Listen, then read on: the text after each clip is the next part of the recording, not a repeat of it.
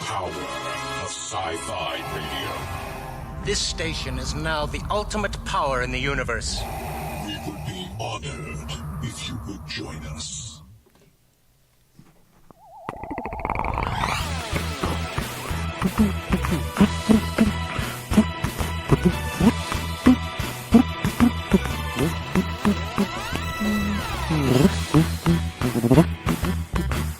It's Thursday night, which means another Docking Bay 94. Hope you had a good weekend. Hope everything was good. We will talk about ours shortly. I am Sean Obi-Shawn Crosby. This is Donoho. I'm Colleen Kaylee Crosby. And hey, thanks for tuning in.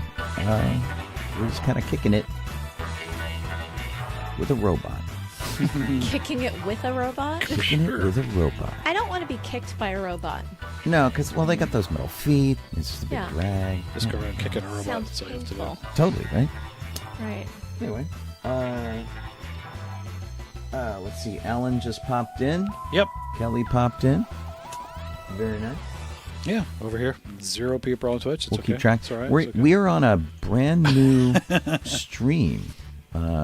Gene Turnbow, station manager, has been plugging away, trying to get everything completely hooked up with a new stream going on.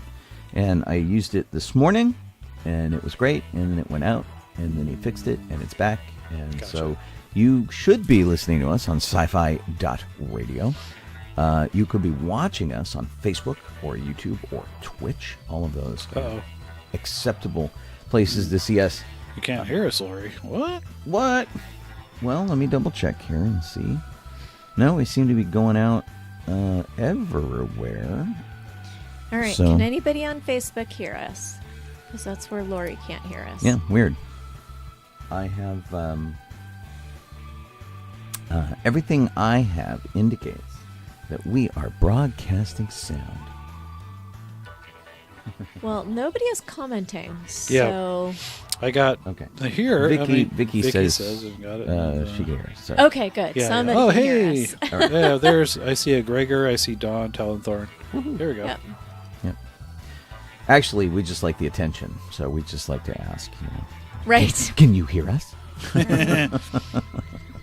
How about Can you that? hear me Gregor now? says it's the mime version Can you hear me now? of the show. And Kelly can hear us, so and Vicky. Yay. Woo. Alrighty then. All right. So, how's everybody doing?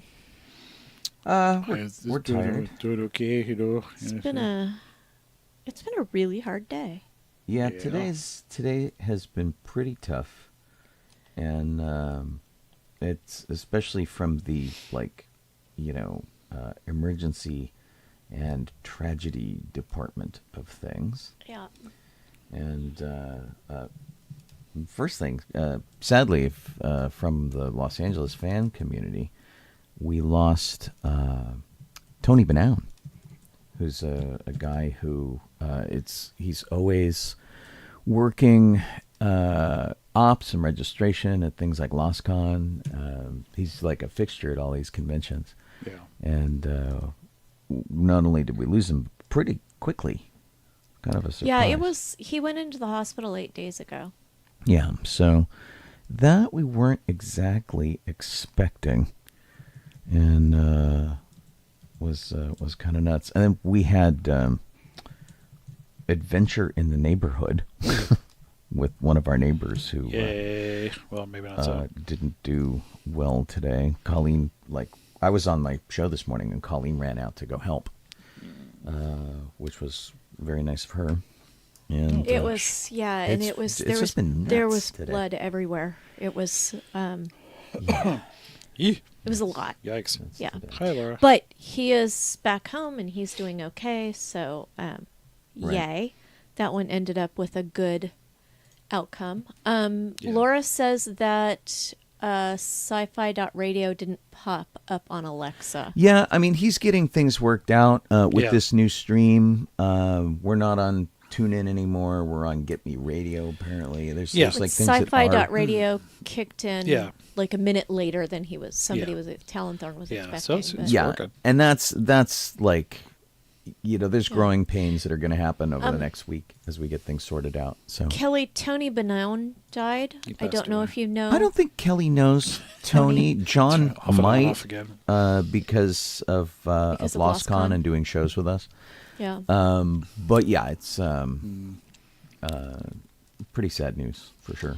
Yeah. Yeah. We tried jiggling the handle, Gregor. Didn't seem to work. So, Jane took care of it. Right. It's we do what we can because we must. Right. So, yeah, it's been a hard day, Yeah. but Truly. yeah. But I went and I had sushi and Starbucks for dinner, so And she's still with us. So made it that's all good. Well, 'cause I like these things. She didn't have gas station Yes, sushi. that's the difference, yeah. We Yeah. have a gas station. We don't know if it has sushi. We're not going to make her eat there. I don't think that I. The only thing we get Oh. to eat at gas stations are usually like Choco Tacos okay. or something. Yeah. Did you send him in like a email or through Messenger, Don? Anyway, yeah. So fun stuff. By golly. Yeah, our neighbor is doing better. So That's that's good. I got a text right before the show starting saying that he's home. So, Oh, okay. and that was, Yeah. I honestly, he bled so much that he passed out like in the street, and the gardener saved his life. Oh, yeah. He called 911, and they told him to put a tourniquet on, and he did, and Oh, boy. and basically saved the life Yeah. of our neighbor. So, Yay. thank That's good. goodness for him. Yeah. Yeah. That's Yeah. Howdy, Eric. it's good to be on good terms with your Well, your gardener. and these neighbors, he actually, the man who was hurt this morning, Yeah. he put out a fire at our house. This was like, I don't know, 10 years ago. Okay. And we had an event at our house where people could come over and work on projects, and we had some boxes that were in our backyard that had Oh. things packed in them that were going out to junk, but people could look at them to see if there was anything that would help what they were doing. Somebody looked through the boxes and then left them open, and there was a magnifying, those lamps that you can look through and it magnifies. It's and like a Yes, desk yes. lamp Yeah, with yeah, a yeah. magnifier built Yes. into Yeah. it. Yeah. So there was one of those in this box, and Oh. he opened the box, and the sun came through and hit the magnifier and lit the box on fire. And the box was leaned up against pushed up against the back of the house. Oh. And Sean and I weren't home. Right. So if he hadn't put the fire out, Oh, damn. then, Yeah, we would and be it homeless, was and it was a Kelly couple would be feet away sad. from the house, so I don't know if it was Oh. really threatening the I thought house it was. or not. I thought it was pushed up against the But house. it was it did melt my tool case, which Still was a dangerous. bummer. It was out Yeah. there, and it's a whole bunch of stuff. It could have been very, very bad. Yeah. So we were pretty grateful. But to he him saw for doing that. he saw the smoke and put the fire out with the garden hose. Yep. So, yeah. So Don sent me some pictures. He he did? Okay. For you guys who don't know, Jeff and I are working on a project that we're either calling the Natural Habitat Project or Fozzie's Folly, depending on how you look at it. Oh, no. No. We have a 1950 Studebaker in our driveway, thanks to very kind and generous donations. Yes.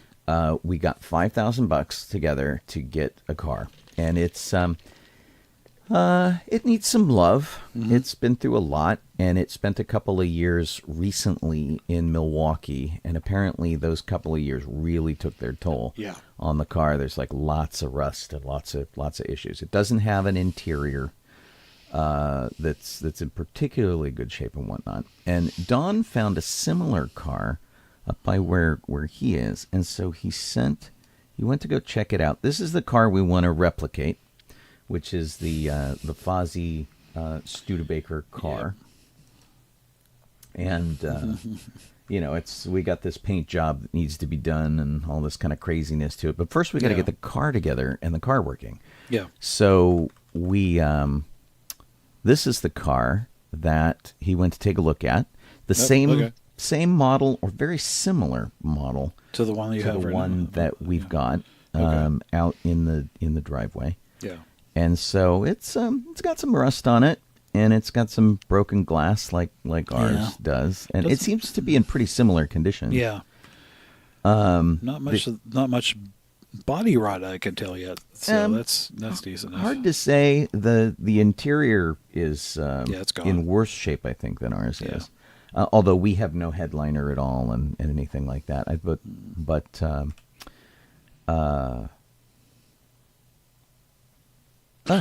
It has It has a regular windshield. See that? a different windshield. Yeah. Is this a 1950? I don't know. This is either I think this is like a like a bunk bed 1952 there. maybe. There are no pictures of the front Hey, you yet. girl. And the only way to really tell if it's yeah. the right car, We need the picture of the front. you Definitely. have to look at the front. Yeah. Yeah. I'm not entirely sure. I can't really make out the hood ornament either, so it's hard to tell. No, I mean it looks similar. Yeah. Here, I'm gonna see if I can zoom in here Yeah. a little bit. Yeah, Gregory, probably certain parts of the car that's in the driveway It won't let will me. need.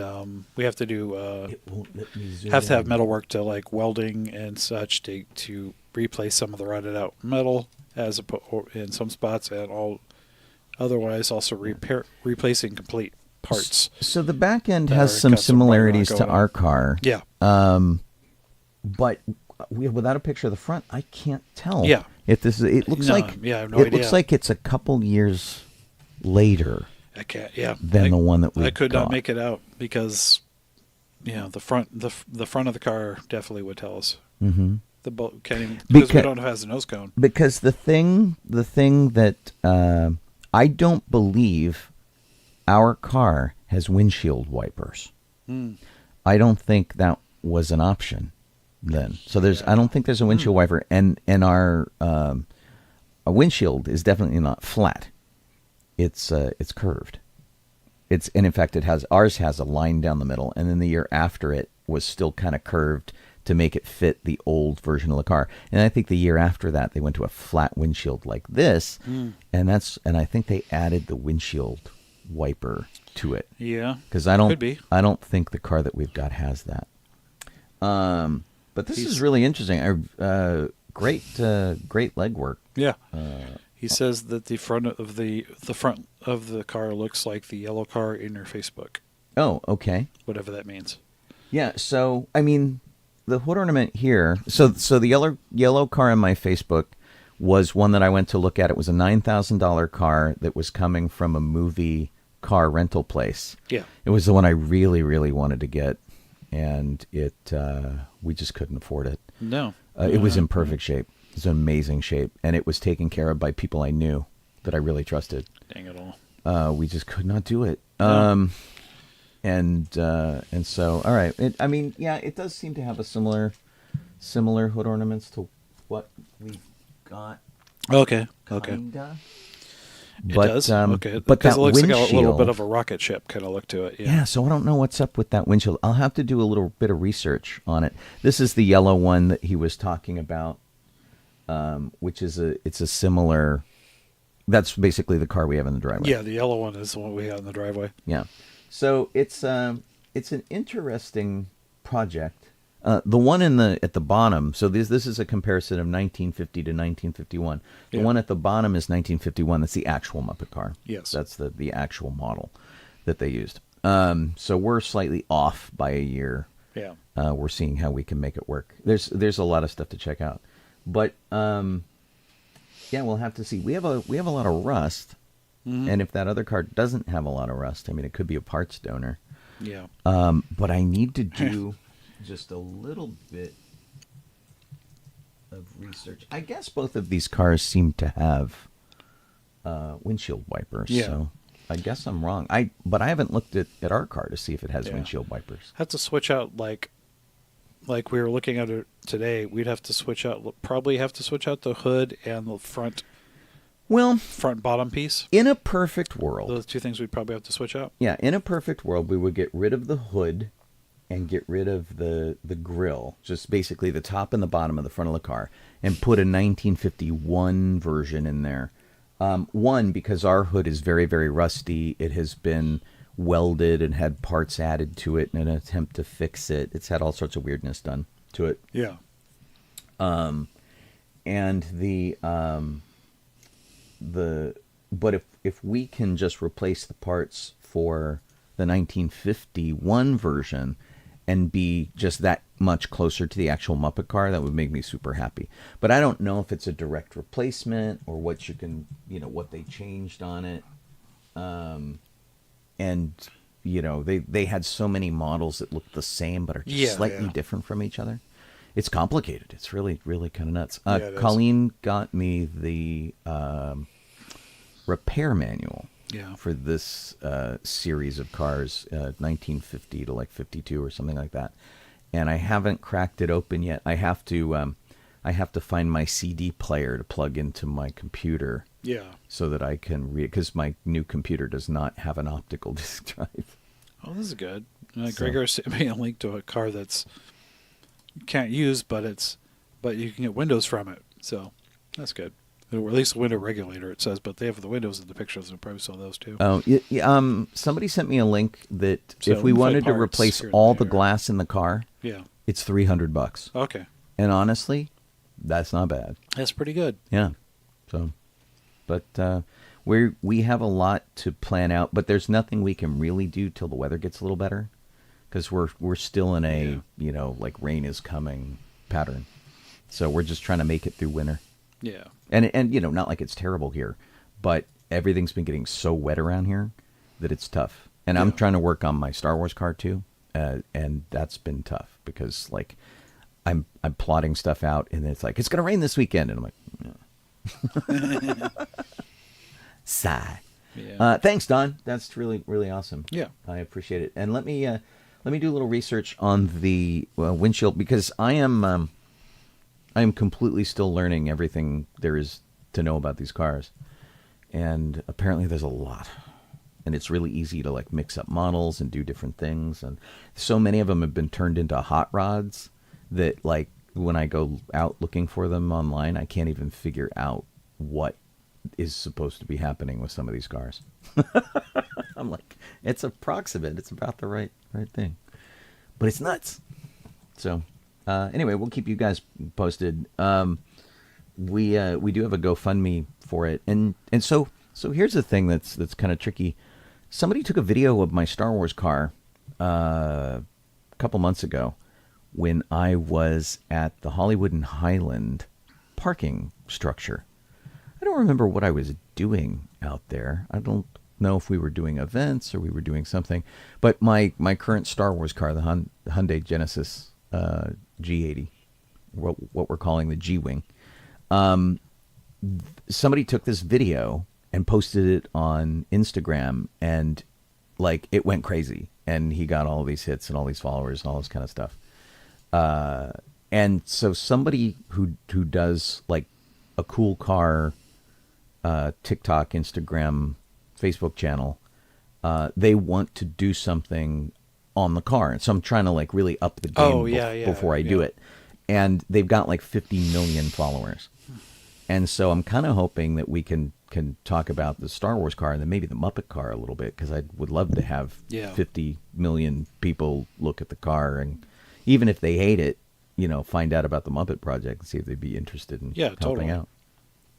So I'm trying to get, like today, I got the afterburner engines put on the back of the car. Yeah. Which is good. So now it's starting to look more like a Star Wars car and a little less like a luxury sedan. Yeah, that's a good idea. Less I think boring. It looks Star Warsy. Yeah, it's enough. People, whenever I tell people I'm not done with it, they're like, really? And I'm like, so, I mean, it must look okay. It just doesn't look like enough to me.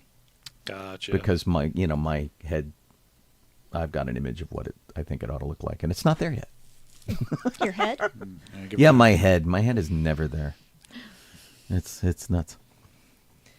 Wow. It'll get there. So, what did we all do in the last week, other than clean up blood and work on cars?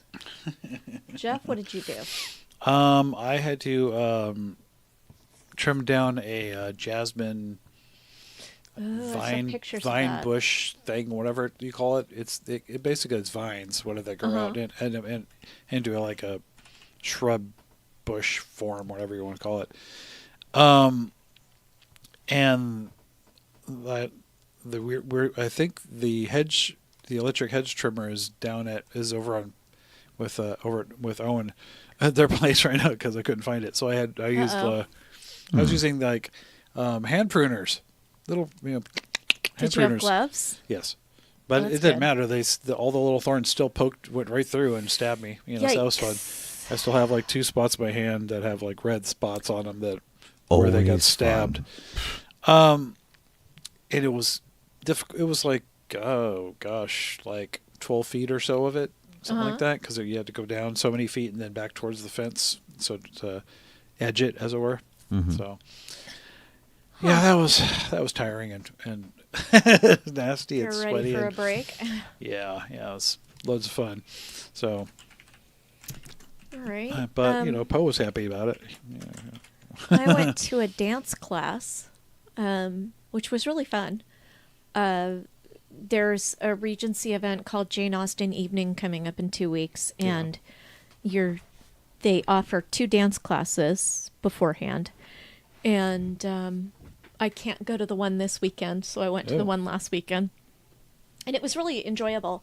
I'm not hugely into Regency dancing. I do Victorian dances, but they're more lively than Regency. But I gotta say, Regency's pretty fun. It's kind of like square dancing, but less yeehaw. And basically, you walk in patterns, and it makes pretty patterns when you walk. Okay. So, that was about a 4-hour class on Sunday. And that was the main thing I did. Did we do anything on Saturday, Sean?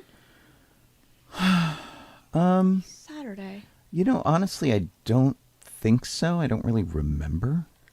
Yeah. Weird. I've been exhausted all week, and so I don't remember doing. Oh, I was sick. We have one other thing we did, but yeah. That's why I don't remember it, because I just stayed home and sat on the couch and wondered whether I was going to be well in time to go to Jane Austen. Took a test before I went to the Jane Austen ball to make sure that I didn't have COVID. Yeah. And I wasn't sniffly anymore, so I was fine. Yeah. So I basically stayed in bed all day on the 26th, 20, whatever day it was, the 20th, Saturday. So you two did I would say an event, but you guys went out yesterday to Disneyland. And Sparrow too. Yes, we went. And Sparrow, right? We went down to. We broke in your new. Got their passes. We got the bottom ones, Yeah. but and got to go on a bunch of rides and wander around and eat food and Yeah, we had a very energetic visit yesterday. Damn And I don't know how I made it there. I had the worst migraine yesterday. Still have a little bit of it today, but man, it was just pretty. And the 2 days before, I was just toast. I finally hit the sleep deficit wall, and I'd do my show and then crash really hard after 11 o'clock. It was pretty rough. So I don't really know how I survived as long as we did at Disneyland. It was interesting to note that Disney has taken down their 100th anniversary celebration decorations. Yeah. The castle is back to normal, and little statuary and things like that are gone. We didn't walk through downtown Disney, really. No. But I imagine all the big coins and stuff are gone and that sort of thing. So it'll be interesting to see what their next plans are for any kind of celebration. But after this, sort of year of 100, years of the Walt Disney Company, time for a break. I have to say that I'm really sad, though, because the employees are the cast members are getting their new name tags. Yeah. That don't have the characters They on them. don't have the Yeah. character names anymore. Yeah. They're back to like, I'm from Anaheim. Yeah. Like, I don't care. But I could bond with them for like a tiny little 2-second period when they had Yeah. the characters. That's a bummer. I very much enjoyed seeing who had what character, and some I really people like that a lot. some people are still wearing them.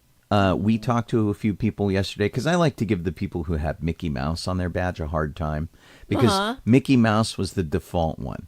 And so Oh, it's like, yeah, that's did fun. you choose Mickey Mouse or did you get stuck with Mickey Mouse?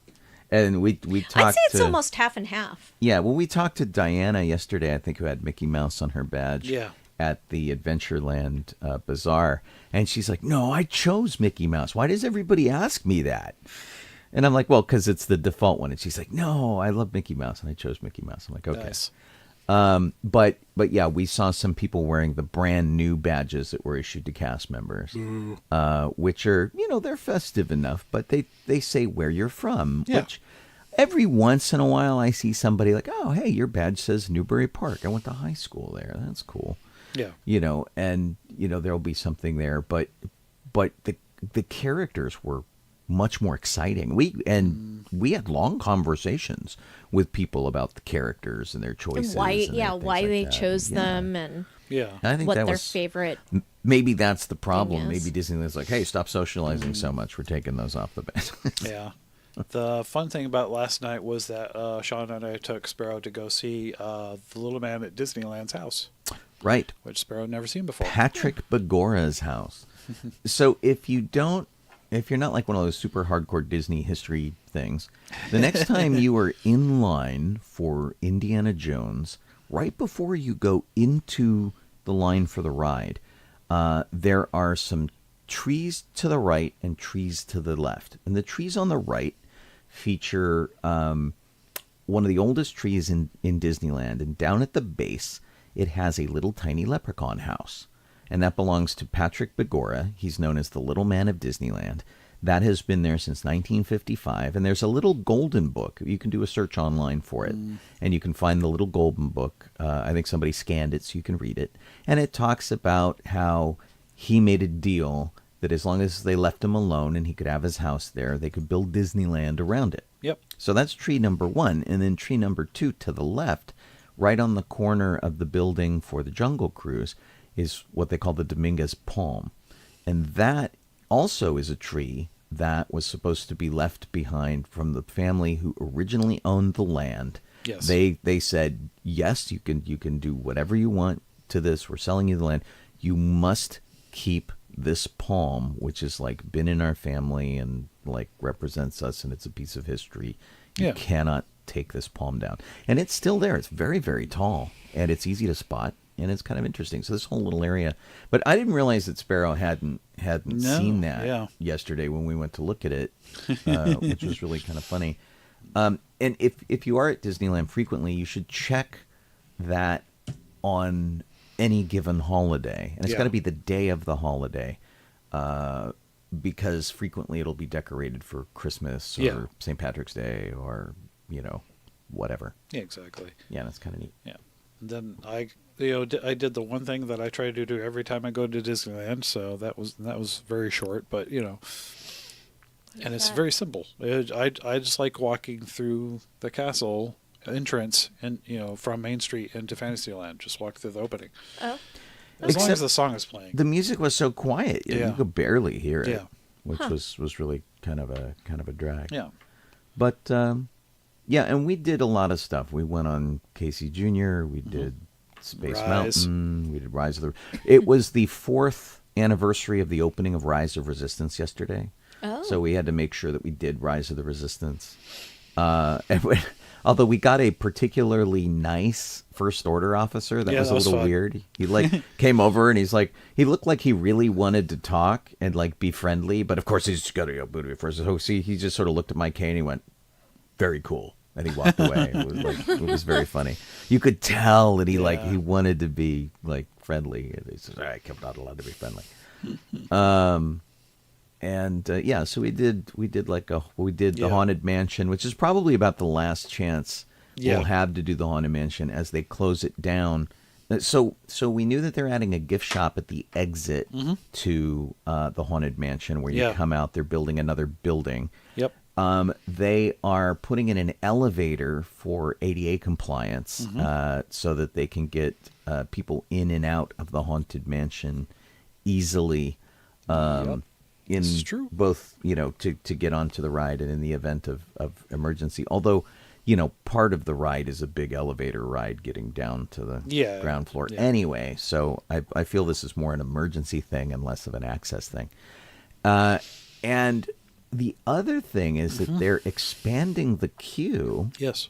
So that they add more features more in line of what they have at Walt Disney World. Yeah. Which is going to be interesting. So I'm wondering if it's going to go like behind the house. And there is a I don't know. Secondary pet cemetery Yeah. that you don't really get to see unless you have reason to go around the north side of the house. Yeah, they'll probably just take out the cemetery grass. used to be on the front yard. Yeah. Well, You used to walk through returned it. Yeah, and there's still one that's in the front yard. Yeah. In Oh. the regular line, you go past it. But before that one existed, there was one that cast members made. Yeah. And it's basically behind the house. So if you're standing at the front of the house, it's on the right-hand side to the back. Yeah. And it's like, a big AstroTurf lawn with a bunch of little statues that cast members kept bringing in. They'd find like a little cement dog, and they'd bring it in and put it on a little pedestal, and that would be, a little pet grave. Yeah. And that's apparently still there. I imagine part of that is going to be claimed on behalf of the new store that they're putting in. But they could take the line, take it around behind the house, fill that area up, and then take it back to the front of the house. Eric's saying they're going to put it the part to the south. So.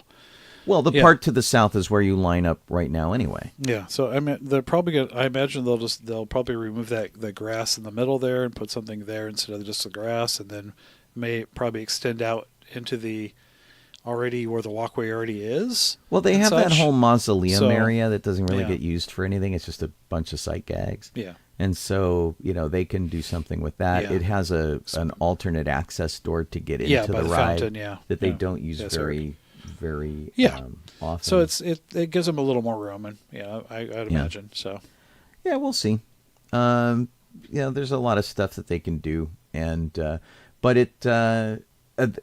one of the things that the cast member told me is that they are also going to do things to more incorporate the sea captain idea. That's part of different versions of the Haunted Mansion lore. yeah, because of the weather vane on top. Right, and so they're going to do more to integrate him and make him a little more of the story. So Yeah. So who knows? All right. Well, should we move on to Star Wars? certainly.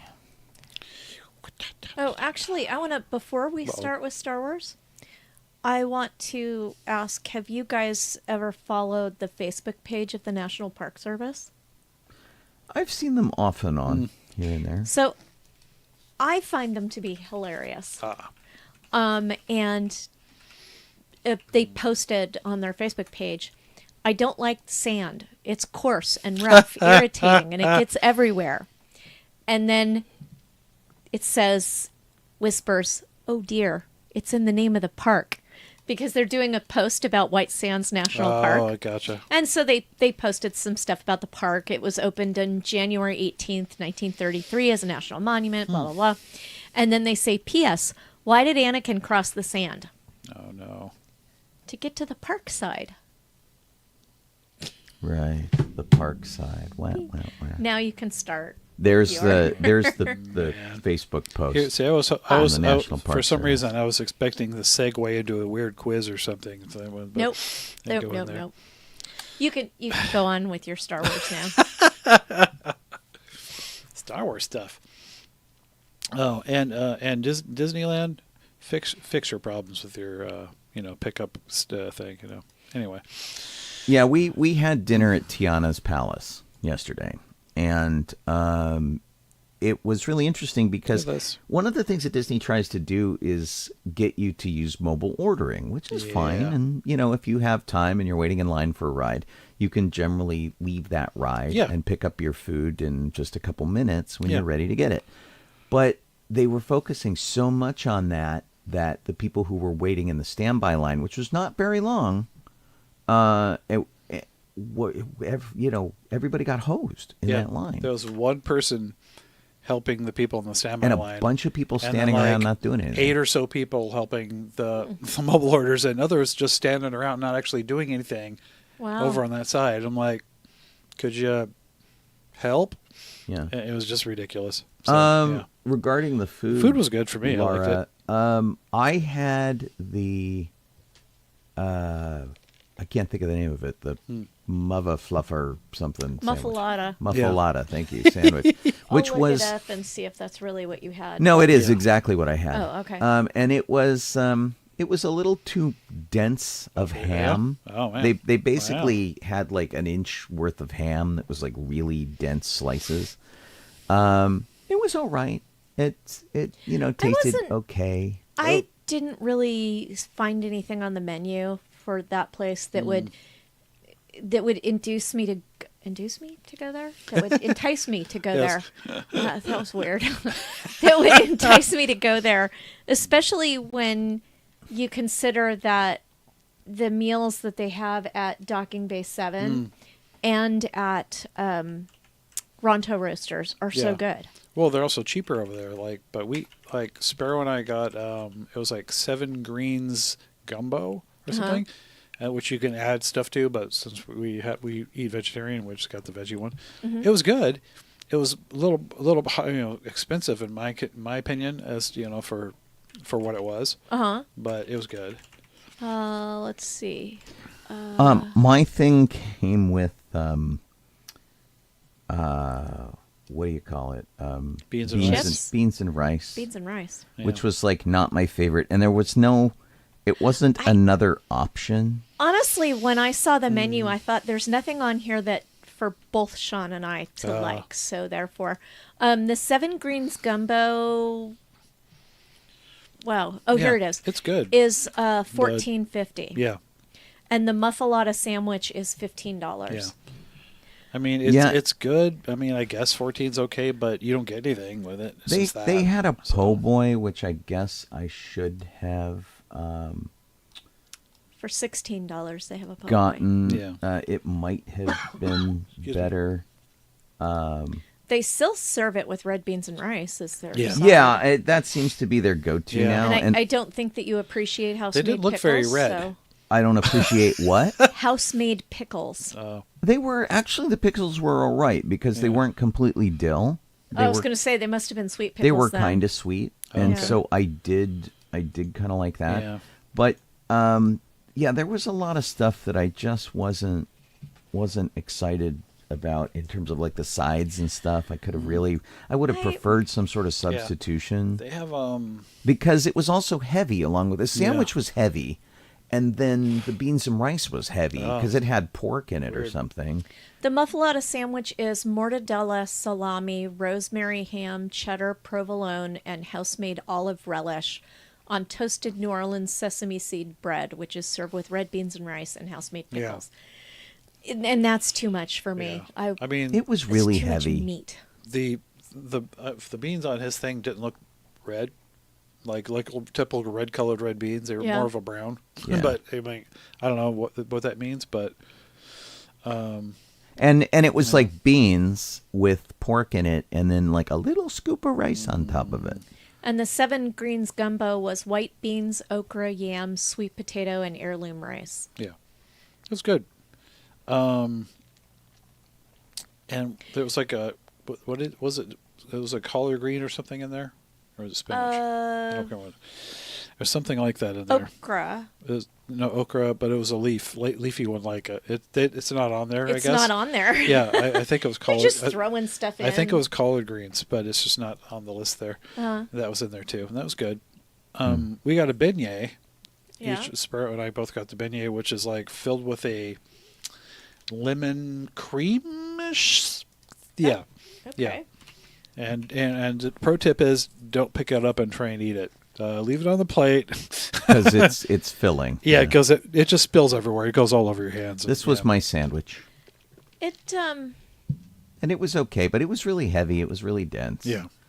And it was. For a second, I thought you took that picture, and then I looked at the background and went, "There's no way." I did not take that picture. No, we brought a blanket with us. I almost took a picture. I should have, because the meat on my sandwich was even denser than that. Yeah. It didn't have little folds or anything. It was just a big freaking slab of sliced ham. And I don't like olives either, so blech. I don't. Yuck.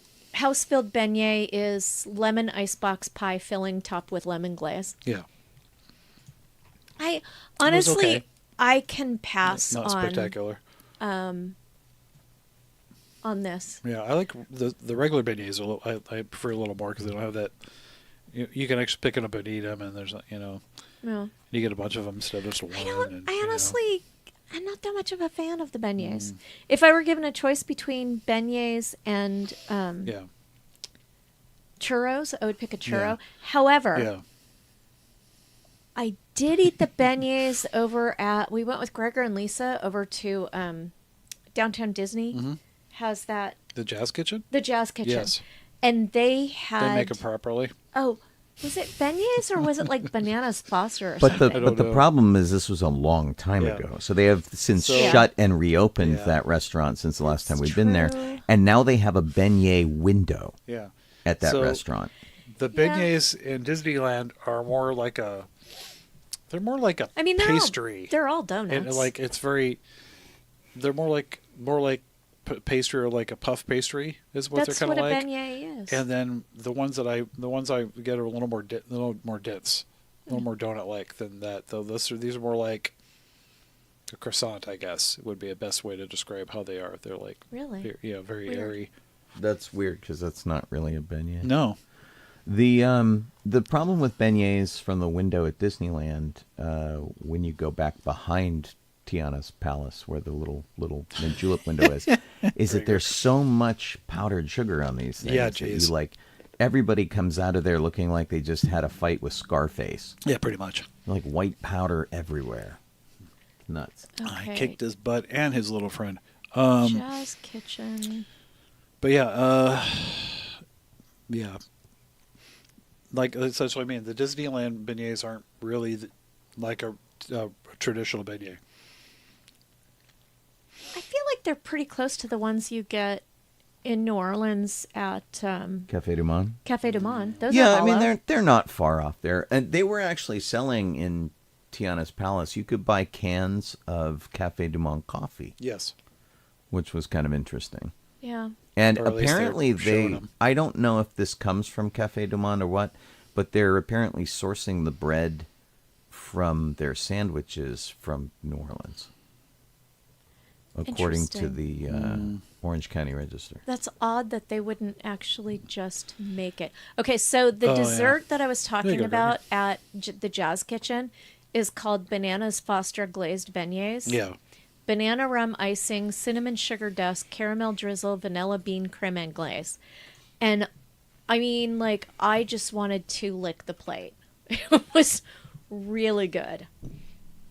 But if I'm just gonna get a plain beignet, I'd rather get a plain churro because I don't like all of the dips and fancy things they have on the churros. I'd rather just get a cinnamon sugar one. Yeah. Yeah. Gregor agrees that the ones that they have in Downtown Disney at Jazz Kitchen are similar to the ones at Café du Monde. Yeah. Yeah. So This is true. we were going to talk about Star Wars. Yeah, we got and around it somewhere. There. We started talking about food instead. Yeah, we went back to food. I like food. Okay, Star Wars. January 13th, 1931 is when Chris Wiggins was born. He was the voice of Mon Jolpa, whatever, in Droids, the Droids cartoon. Speaking of weird names in Star Wars, somebody did a meme in Facebook that said, if you take any 2-word food and you switch the first syllable of each word, it's a Star Wars name. Rutger? Carrot? You go. No, you can't. No, because carrot's just one word. Oh, I see what you're saying. It's got to be That's like just two peanut different butter. words. Oh, I and see. peanut butter would be Yes. Bunnut Peter. Yeah. And that would be a Star Wars name. Bunnut Peter? Totally. All right, sorry. See how that works. That's amazing.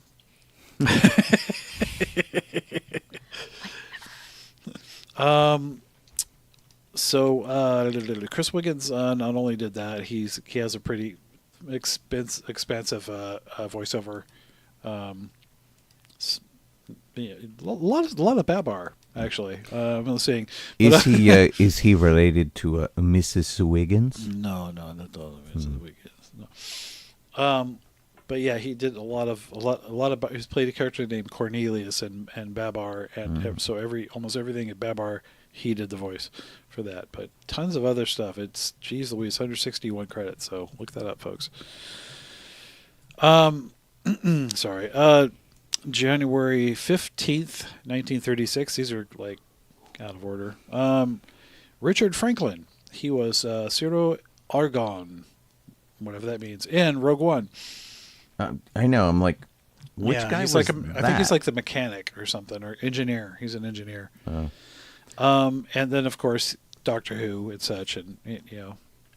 What's Not funny? a lot of credits for him, but he, you know. If you look at his credits, and so like they gave a name in the story, it's like, oh, he played so and so. But if you look at the credits for Rogue One, he's just credited as engineer. Yeah. He like Yeah, doesn't have a name in Exactly. the credits. He's just a guy. Yeah.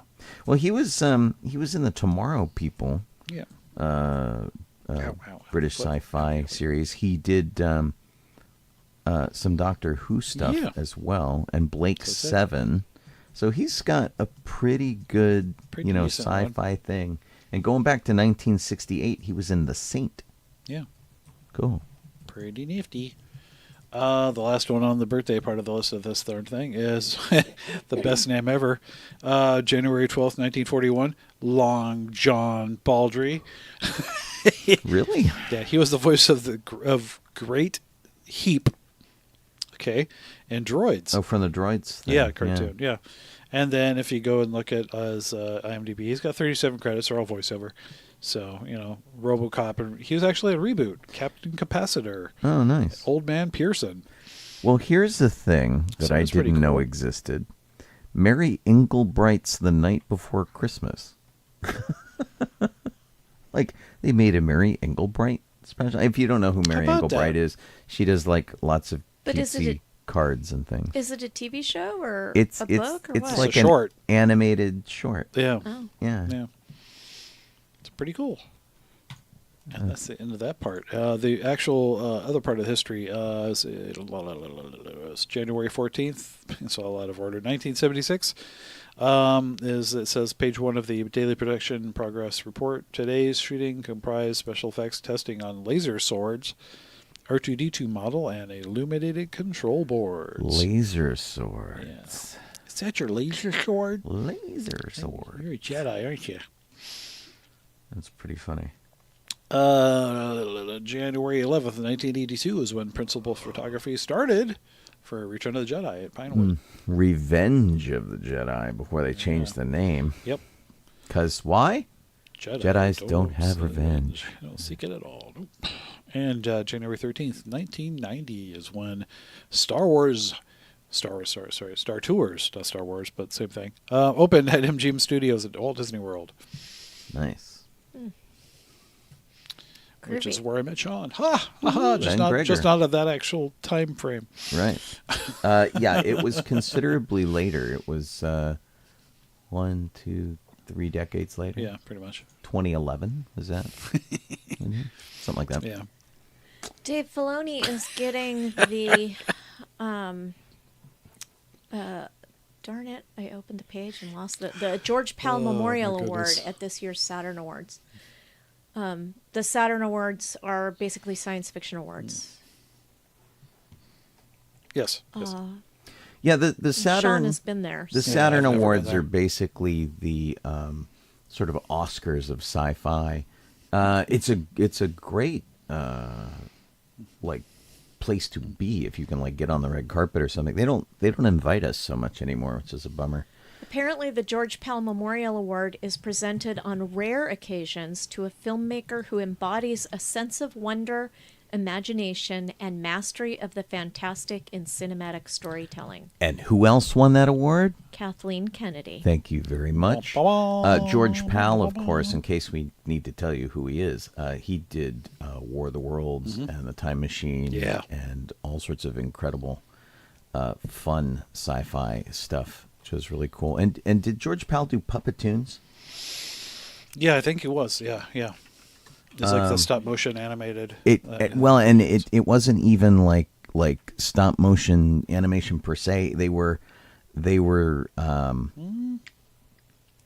some of them were even like sort of early motion control where he would actually do them as puppets, which was really cool. But yeah, I think Puppetoons was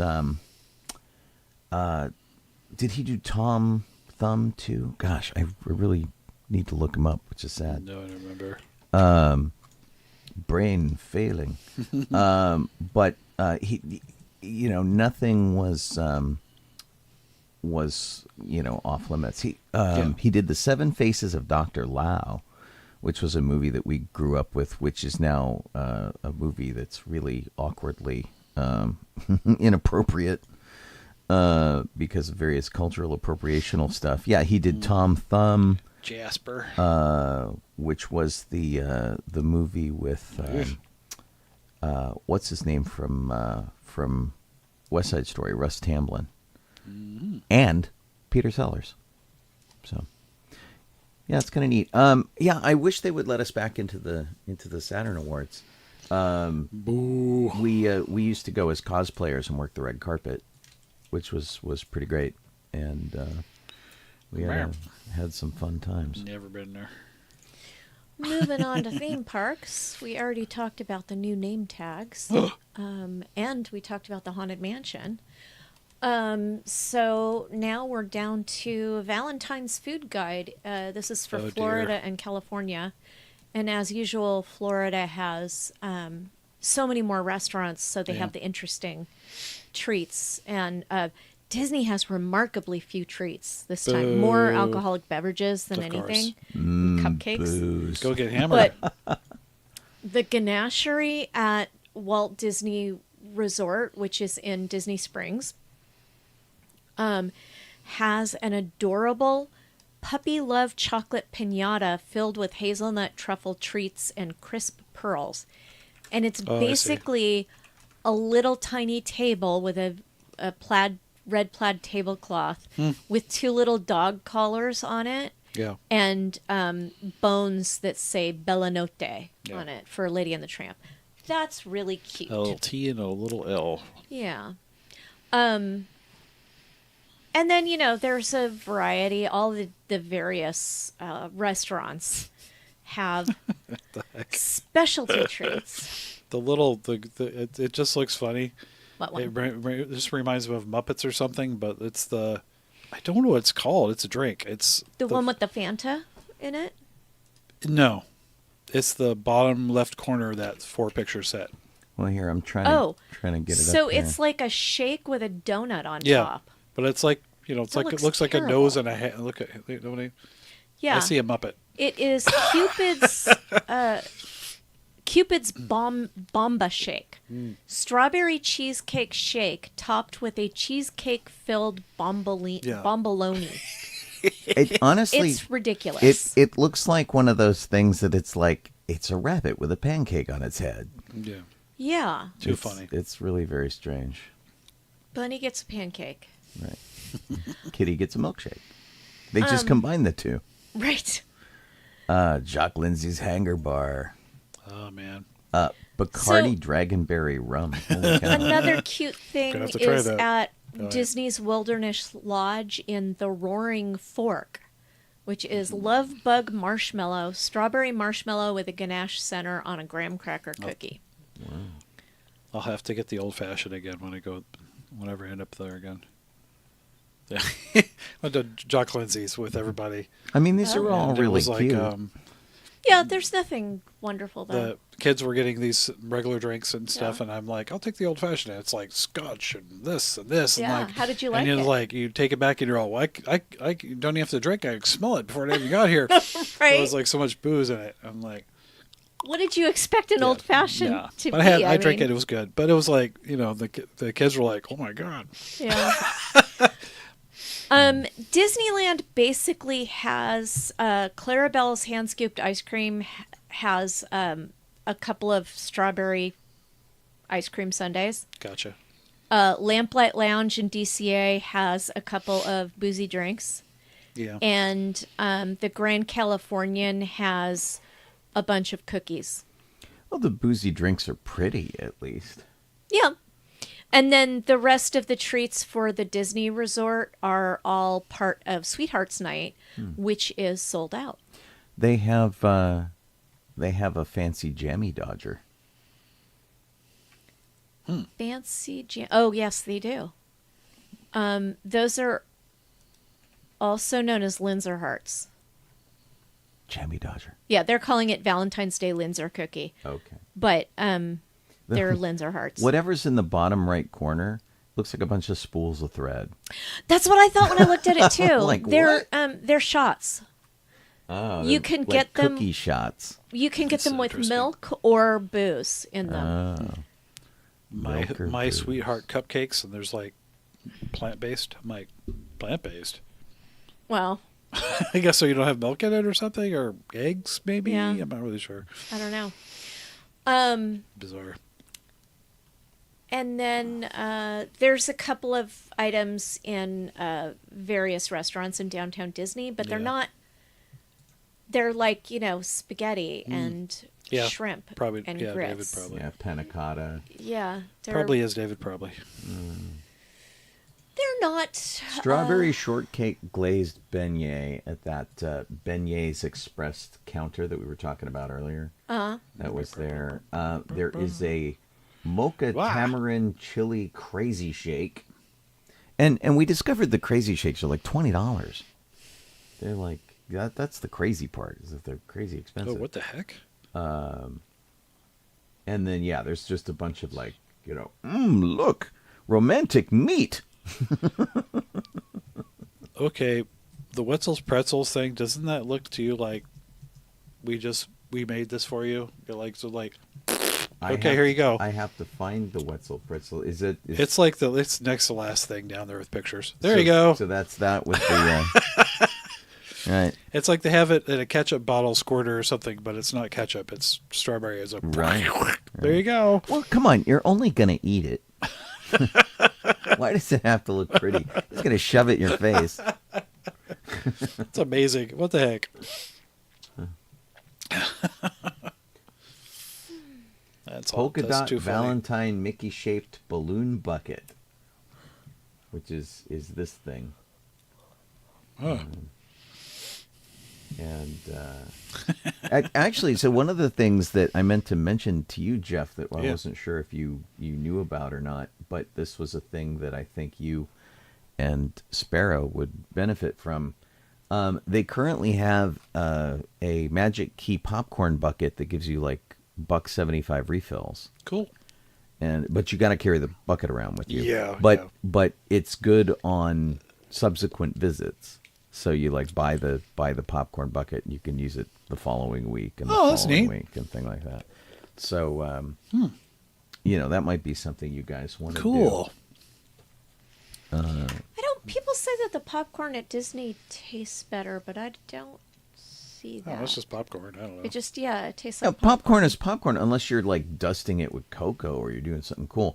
I like some of the I thought katsaka. you were going to say cocaine. Yes, cocaine, It's really Do good then. that. cocaine I and don't know why syrup. I'm wide awake now. I was just eating popcorn. Yeah, I really liked the sort of cocoa popcorn from Katsaka's and Galaxy's yeah, yeah. Edge. Yeah, candied popcorn is, of course, Yeah, better things like than that. regular And actually, popcorn. the very first popcorn they had that was like red and blue and candied and stuff, man, that was great. I really did like that quite a bit. And it hasn't come back. Yeah. It's too bad. You can still get the cocoa popcorn if you go to one of the Coke carts. Cool. But they don't have it at Katsaka's, so they it's Yeah. pre-bagged, which is sort of a bummer. I'll have to keep in mind that other place then for Sparrow.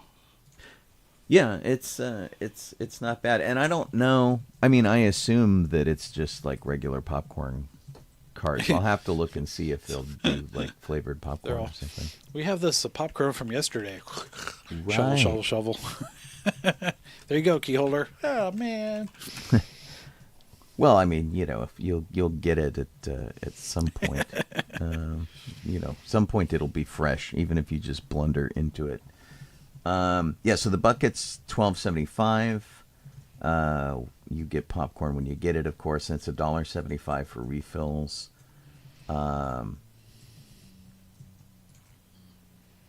It's weird. It says these come in the form of a standard scoop of popcorn in a box. What?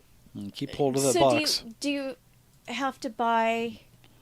What is it that you're buying? Which plastic container? You're buying a plastic popcorn bucket, and here I'll throw it up over on the image thing. So this is the bucket that you get, and it's got a gold top because you're special. And then apparently your popcorn comes in this box that, or I guess it's the equivalent of a popcorn box that you would normally get. So it's a regular serving of popcorn. Yeah, a lot of the popcorn holders come. They give you the holder, and then they hand you a They give you paper box a of box, popcorn. yeah. So you won't have to sully your popcorn holder with popcorn. Right, but I think if you hand them the popcorn thing, they will fill it. Yeah. But it's How much does it cost for that? it's $12.75. It's $13 to buy the thing, and then all you have to do is show the your magic key on the popcorn bucket, have them fill it, and it's good until the end of February. Yeah, it's not a very good deal for me because I only go about once a month. Right. But I think it's good to have one per family. Oh yeah. And then you get it filled up, and you go and you wait in line, and Yeah. you got popcorn to snack on, and it's pretty cool. Did you know the popcorn at Disneyland Resort is gluten free? No, really? No glutens. Wow. Yeah, as opposed to other popcorn that is also gluten free. Every popcorn part has a slightly different recipe. Wow. My What? Okay. God. Sean, you want to grab the next section? Probably want to do actually- the top of the hour. Yeah, first. we will do the top of the hour. Sorry. We've had some growing pains here on the radio side of things, but we seem to be plugging along right now. But if you normally listen on Alexa or something like that, you might be having some difficulties, in which case you're not hearing me say this. But hopefully everything's working out for you over at sci-fi.radio. You can put that URL in, go right to the site. We always have news and stuff up there for you. So check that out. You could be watching us on Facebook or on Twitch or on YouTube. We are Docking Bay 94. I am Sean Obi-Shawn Crosby. This is Jeff Soledado. I'm Colleen Kaylee Crosby. If you are connected to our Facebook page and you see fun stuff over on the DB94 Facebook page, that's all Kit, who also organizes our show document for us. So thank you, Kit. And beyond that, Kit. we're just kind of plugging away. So we lost a few people this week, which is pretty sad. We talked about a couple of people, Barbie. or at least one person at the top of the show who was someone known to us through conventions. That was Tony Benow. It was sad to hear of his passing.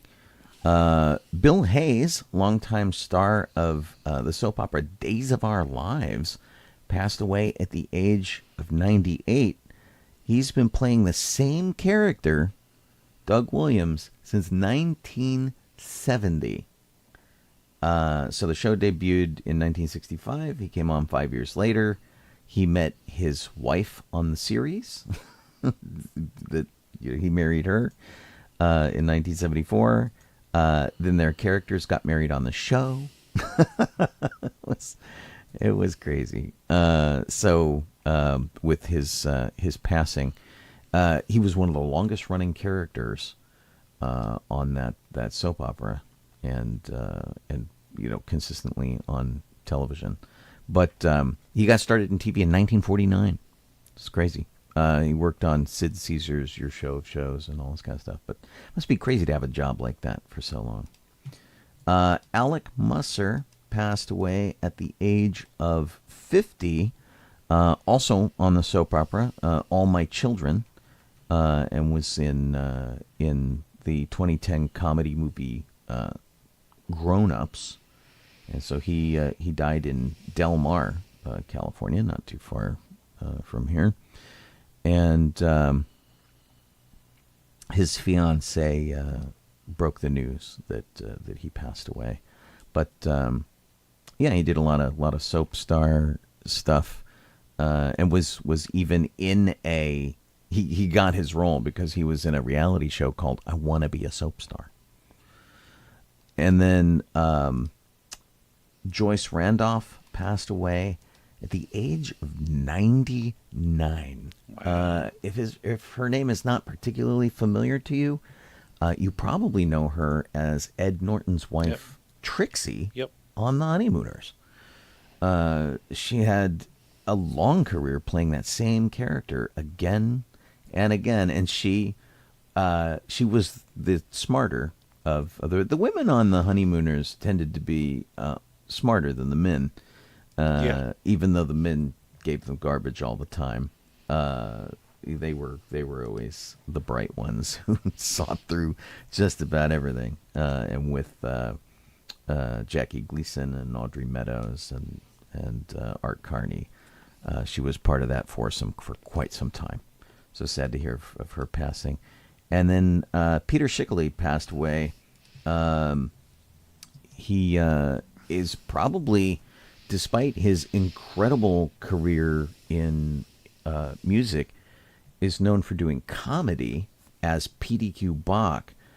If you're an old science fiction movie fan, he did the soundtrack to the movie Silent Running with Bruce Dern, which gave us Huey, Dewey, and Louie, the trio of drone droids that were super cool. Yeah. And had the Arbor ships that were flying in space, saving the plants and the trees and stuff, because basically we'd shoved the plants and trees and things off of Earth. We overpopulated too much. It was a very late 60s, early 70s kind of movie about the ecology.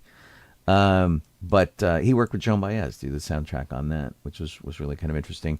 He got the Grammy Award for Best Comedy Album 4 years in a row. Wow. Peter Schickley did, which is kind of nuts. And look him up, just PDQ Bach. He's done just ridiculous stuff, inspired by Spike Jonze and Alan Sherman and all the great comedy people. He made an entire career of being a well-informed and classically trained goofball. So, which was pretty awesome. And he also contributed songs to a Broadway revue called Oh Calcutta, which is mostly known for being, quote unquote, the naked musical. So that just kind of shows you what Peter Schickley was up to. Anyway, sad to hear of all those folks having passed away this week. Let's move into the speed round, starting with Jeff. Okay.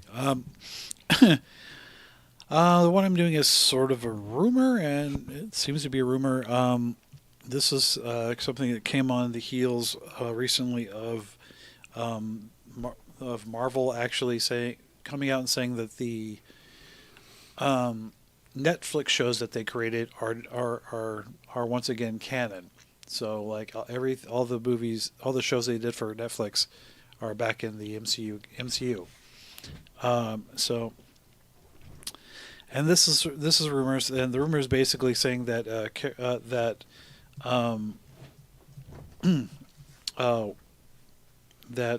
the Deborah Ann Woll and Eldon Henson will come back for Daredevil Born Again as Karen Page and Foggy Nelson, respectively, and a few other actors that supposedly are coming back as well.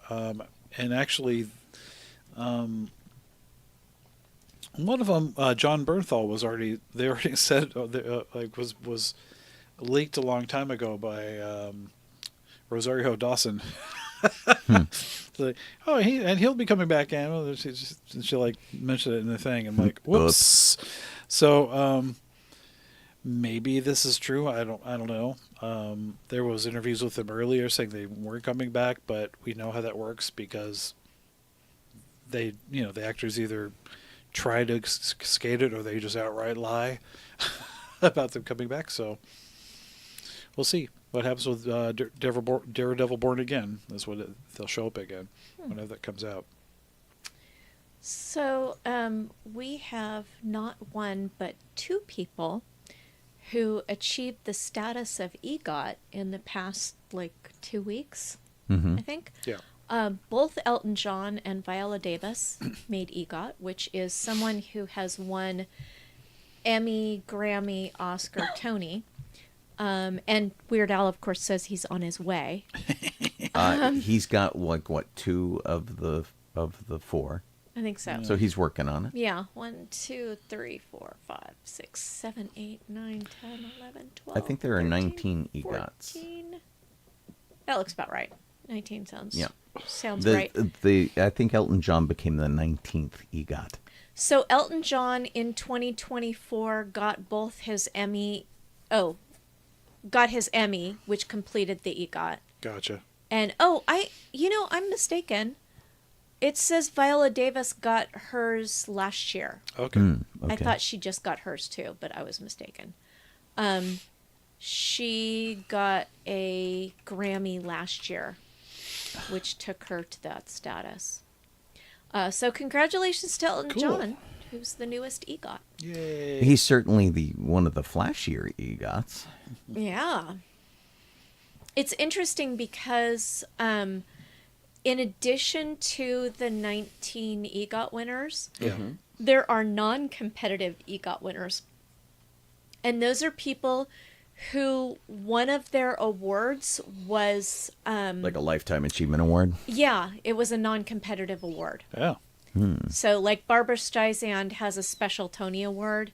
Liza Minnelli has she has a Grammy Legend Award. Okay. James Earl Jones has an honorary Oscar. Right. Harry Belafonte has the Jean Hersholt Humanitarian Award. Oh. As does Quincy Jones. And Frank Marshall has the Irving G. Thalberg Memorial Award. Nice. Oh, okay. Which he got alongside wife Kathleen Kennedy. They both got that award together, which was kind of cool. Wait, what? When Frank Marshall got Yeah. his Thalberg Award, he and Kathy Kennedy got it together. Gotcha. They're married? Yeah. Yes. For many, many years. I had no idea. Uh-huh. And, so they had... How Chalk that funny. one down. They founded Amblin with Spielberg and were producers for him through all sorts of stuff. Wow. Yeah. No idea. So yeah, Sean, what do you want to talk about? You want to take a ride into the danger zone? Oh, no. Top Gun 3 is in the works at Paramount. Why? Because Top Gun 2 made a bunch of money. Paramount basically wants to get one more movie out of Tom Cruise at least. Aaron Kruger, who wrote Top Gun Maverick, is writing a script right now. And Joe Kosinski, who directed, is going to come back, which, is not too bad. It's always good to see him work. So Tom Cruise will come back more, I think, in support of Miles Teller and Glenn Powell. So like the new guys they introduced in the last one, they'll come back too. And so Tom Cruise has signed a deal to produce movies for Warner Brothers, but unlike this usual kind of deal, it is not non-exclusive. Yeah. So he can go to any other company, do any other thing that he wants to. He just Warner Brothers just wants to be connected to Tom Cruise and make a bunch of money off him. So because all the recent movies Tom Cruise have done have come out of Paramount. So it'll be interesting to see how it all kind of shakes up.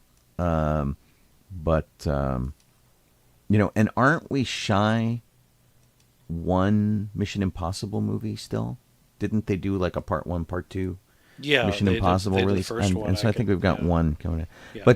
But basically, Top Gun Maverick made $1.5 billion around the world, and so they're like, "Ooh, do that again." But it's not going to happen anytime soon. Yeah. Like the that second Mission Impossible movie that I was talking about, like the part 2, that's coming out in 2025. Yeah. You realize there are 2 Tom Cruise stories, right? No. One of the rumors is about Tom Cruise. Oh, is it? Why don't you go ahead and talk about that? Sure. Is there a Jonathan Colton song that needs to be Oh no. Yes, there is. sung by that? Oh yeah. Yeah. So this is actually, as much as Top Gun was a lot of fun, I kind of really want to see this happen. And this is Warner Brothers we were just talking about. So Warner Brothers wants to make a whole bunch of movies with Tom Cruise. Yeah. And maybe my favorite Tom Cruise movie, and probably with Colleen's, It's pretty darn good. is Edge of Tomorrow. And so Edge of Tomorrow, which you may also know as Live, Die, Repeat, because the poster had the words so large on the poster that everybody thought that's what the name was this really cool kind of Starship Troopers riff where Tom Cruise got stuck in a Groundhog Day-like time loop where it reset every time he died. Yeah. And, of course, there's humans versus aliens, and it's a big knockdown, drag-out, incredible battle. And I'll tell you, one of the things I really like about this movie, beyond they got the power armor that Starship Troopers missed, and, it also had Bill Paxton in it, right? As one of the... Yeah, he's like one of the trainers. He's like the sergeant, which is really great. Really good cast of people, and it's really Emily Blunt's movie because she just rocks in this entire movie. But the thing I really like about this is that Tom Cruise goes against his normal type, and he's a Weasley coward to start. Yeah, and that I think was a really great choice. And of course the movie was just amazing.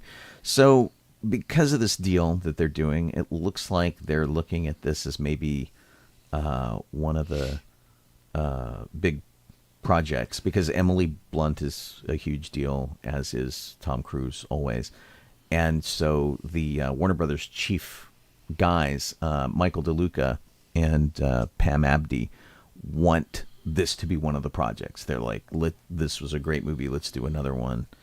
And but it didn't make that much at the box office, which is kind of interesting. But they have an idea. Actually, Tom Cruise has an idea for a sequel that's apparently better than the original. Okay. What? Right? Doesn't that sound crazy? Yeah. So it's like kind of a cult film, and now I want to know, when he says it's better, is it like better for him? Or yeah, I don't know. Yeah, because I mean, Emily Blunt is the hero of this movie. Well, and so it's, even though at the end they twisted it so Tom Cruise could like be the hero, right? But she was the hero. She really is movie. the hero. And, it's not Tom Cruise saying it; it's director Doug Liman saying it would be better than the original. Gotcha. So it's the director of the film that says it's better than the original, but that could be anything. He signed on to direct a sequel to it in 2016. And this movie came out 10 years ago, and they're just talking about a sequel now. So we'll have to see. And they all have like crazy ideas and doing whatever. And they kind of want to treat it like more of an independent movie and less of a studio picture and that kind of thing. So, but Emily Blunt wants to come back. Tom Cruise wants to come back.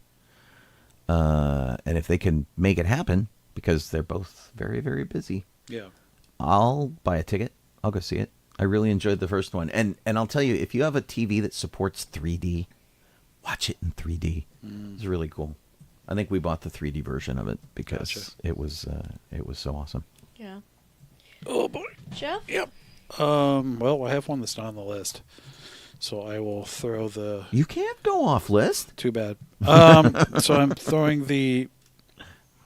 What is this doing? Right there, and then throwing it in there. So it's in those chats. And Sean Levy. Oh, god dang it! What did I do that for? Sean Levy, who directed Sean Levy. That's sorry, why. Levy, whatever.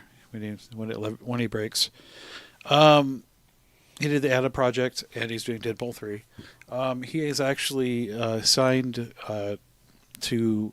He confirmed it on his Twitter, apparently, a ways back, that he's going to be making a Star Wars movie.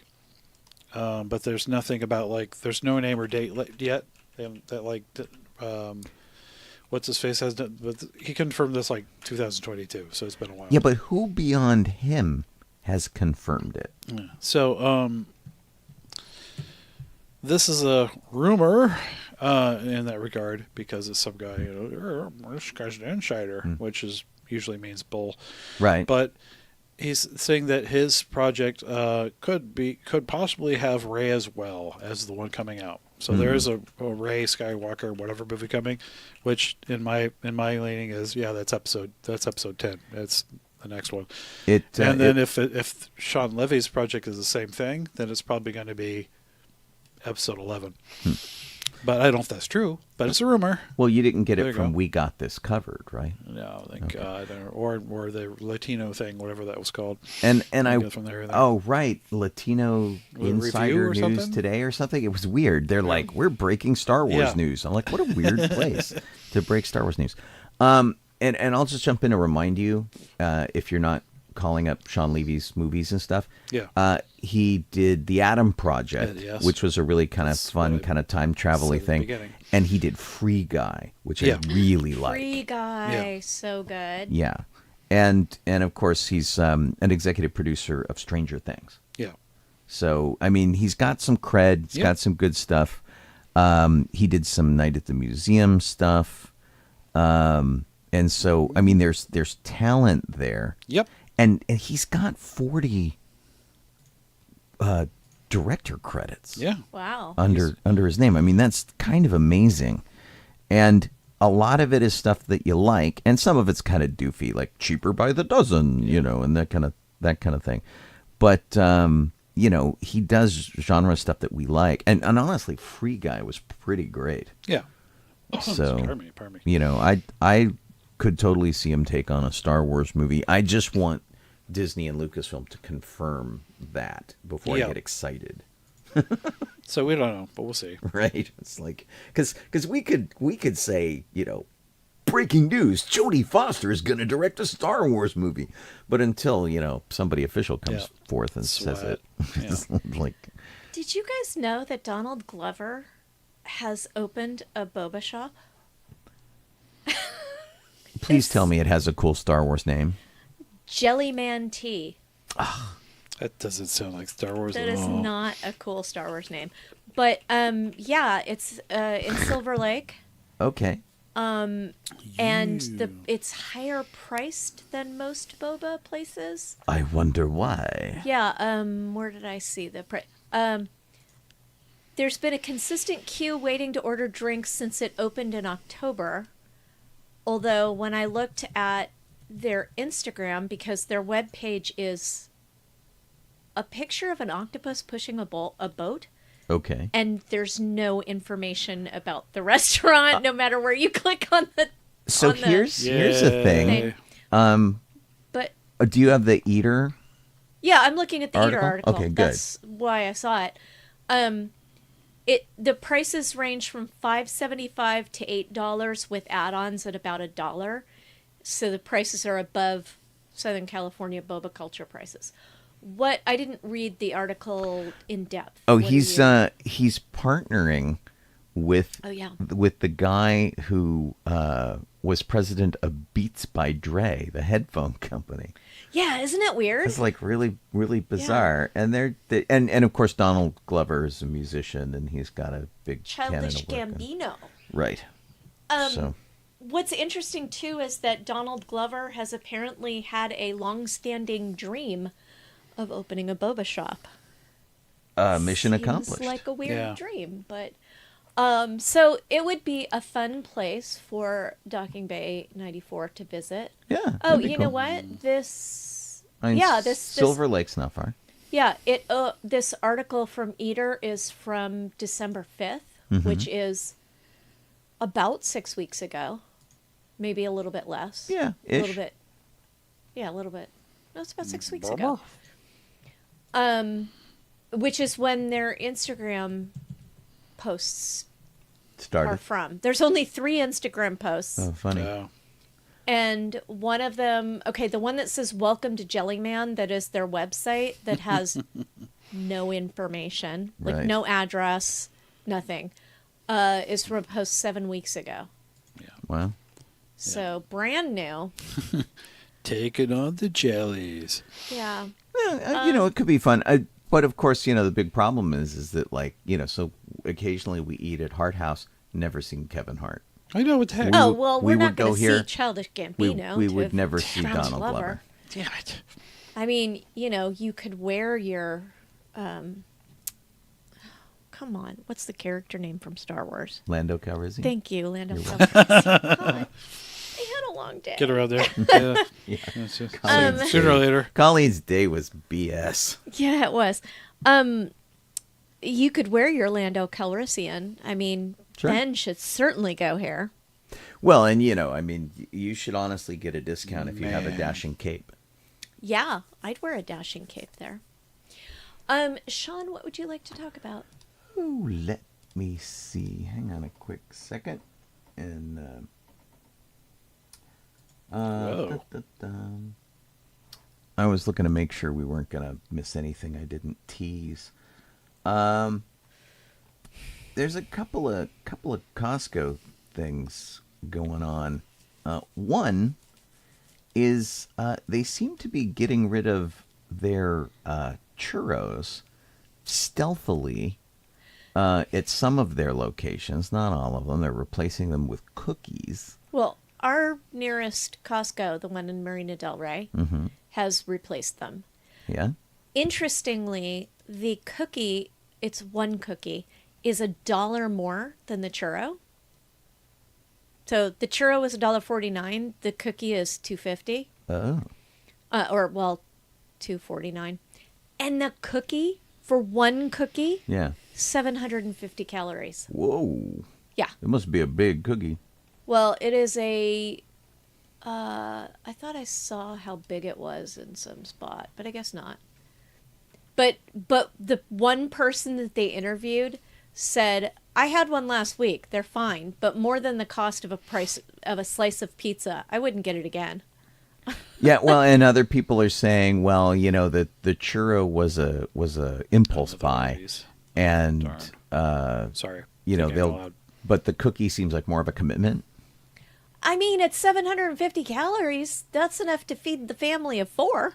That's like Snickers bar level calories, right? I mean, what's a Snickers bar? Calories in a Snickers bar. 215. Oh no, that's the snack. That's the micro size. How many calories in a regular size Snickers? 280. Really? Yeah. So that's absolutely nuts. That It's crazy. That better be a crazy big cookie. It's all I gotta say. Yeah, Because it's like, what do? Throw a stick of butter in there? probably. It's like, ugh. Yeah. And then I guess the other thing from Costco, usually when you walk in, you got to flash your ID card.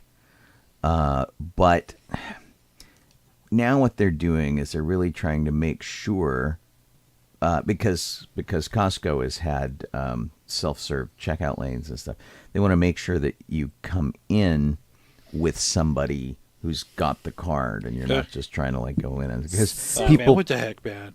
This doesn't strike me as very, I don't know, smart, good.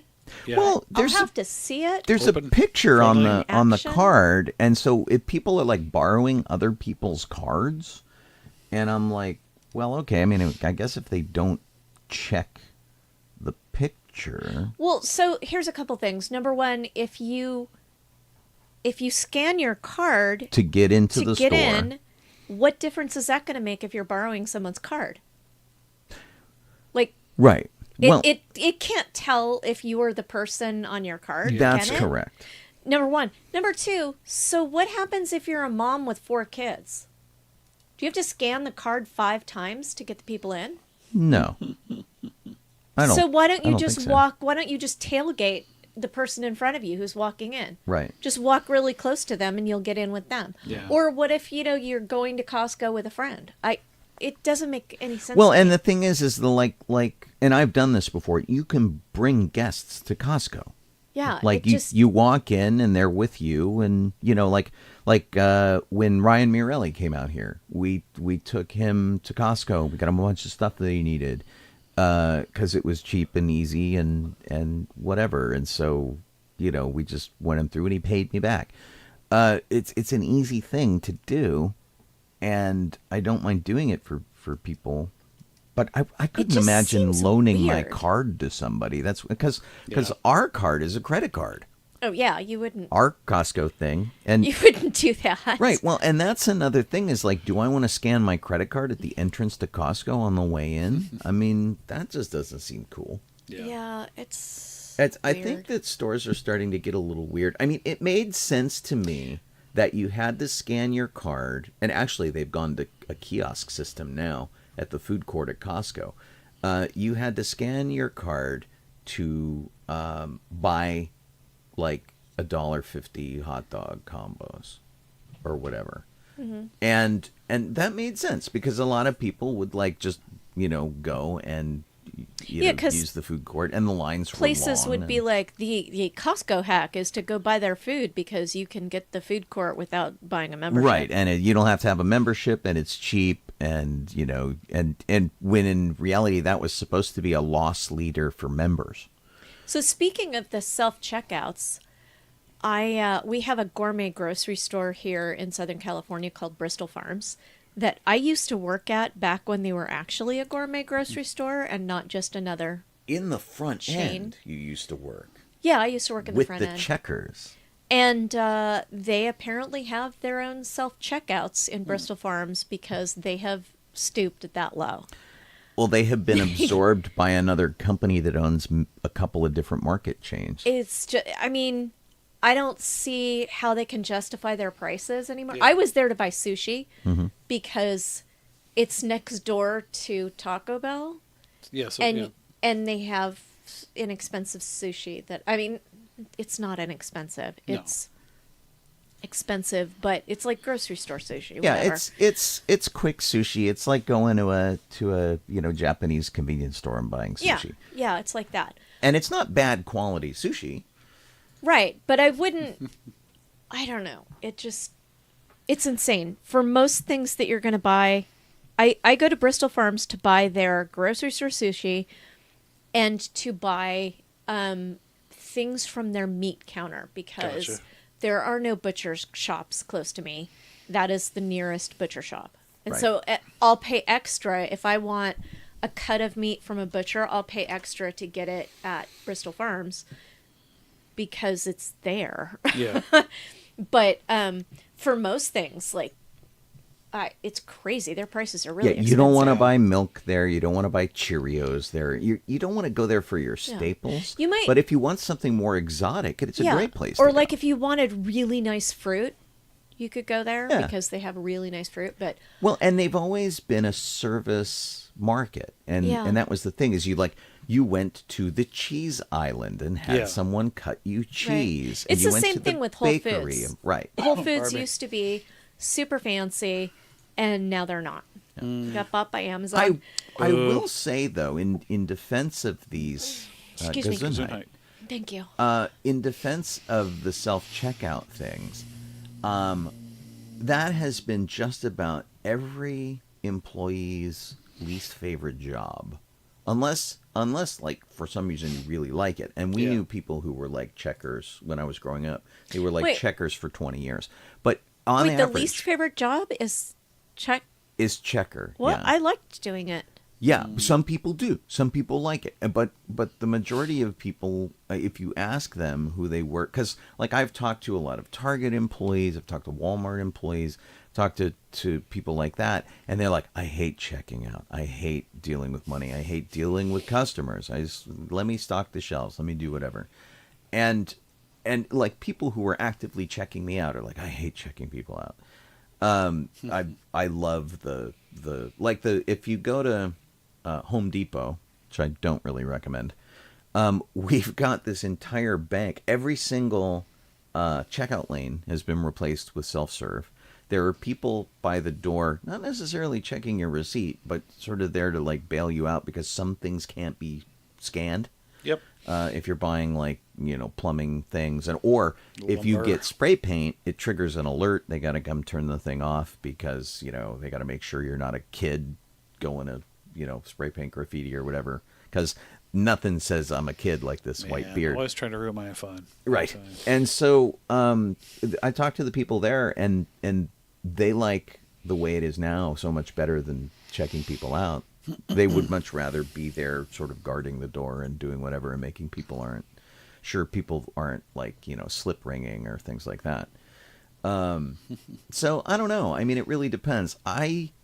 Except for the fact that I have a hard time accurately dealing with money because my eyes suck, I liked the service part of it. Like if I worked in a bookstore and if my job was to just sit at the counter and find books for people and talk to them about books and help them find what they can't remember the book title is and that kind of thing, that would be great.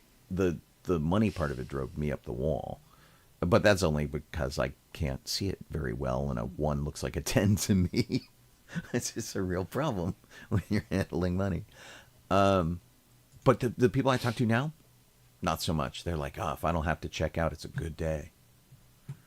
So it kind of goes both, because the customers are like, I don't want to use that. I don't want to use the self-checkout. So, but you ran a front end department, Colleen, and all the people who were checking people out, and right. I mean, it was fine, and that was great. You did a terrific job, and you made sure everybody was like pulling their weight and doing a good job and not having a bad time. You weren't mean to people, but they said I was. Yeah, well, because you're the boss.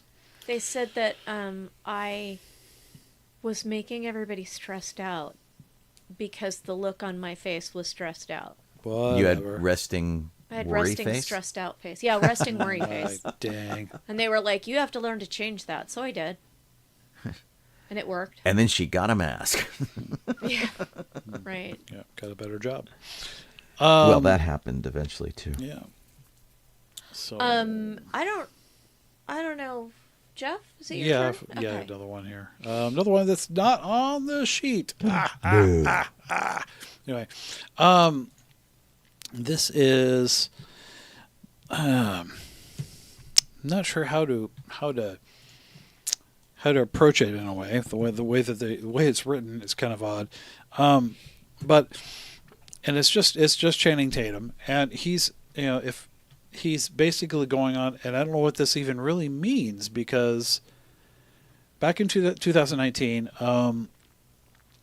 he announced it because he was working with his production company and Roy Lee and Vertigo Entertainment to make a movie version of the Max from Image Comics, and love this comic book. It was so fun, but he recently, a couple days ago, posted this thing on his Instagram and such, saying that he's so excited to make the movie. Oh my gosh! And he's a childhood love of mine, and sneak out and watch the cartoon, and this whole thing. And I'm looking at it, going, so does that mean it's getting made, or does that mean that he's just really excited and he hopes that they'll make it soon, or what? Well, I mean, it sounds like he's saying they're gonna make it. Yeah. I mean, if he's that excited about it, yeah. And he specifically says, "I'm excited for this." Yeah. So, I mean, I remember the cartoon series, which I really liked. I only read the comics sporadically, but the animated series was really fun. Yeah, the whole comic, it was a lot of fun. But it's like, I mean, I imagine he's playing the main character. I don't know. Somehow. Well, and so, like, there's a girl who is like, what was her name? Like, Julie or something like that. She was she Julia was like Winters. Sort of the human representative in the real world. And then but the Max was like this big huge purple monster guy. Big hulking dude with so I mean if pointy middle finger thingy, whatever, spike. Yeah, if they do this, really it's going to be kind of expensive. Yeah, it's probably going to be mostly CG. I'm going to hazard a guess, but yeah, and very bizarre too, because there's a lot of dream sequency stuff and whatever, and whatever's not or hallucinatory or whatever that the Max himself is seeing, So, yeah, I don't know.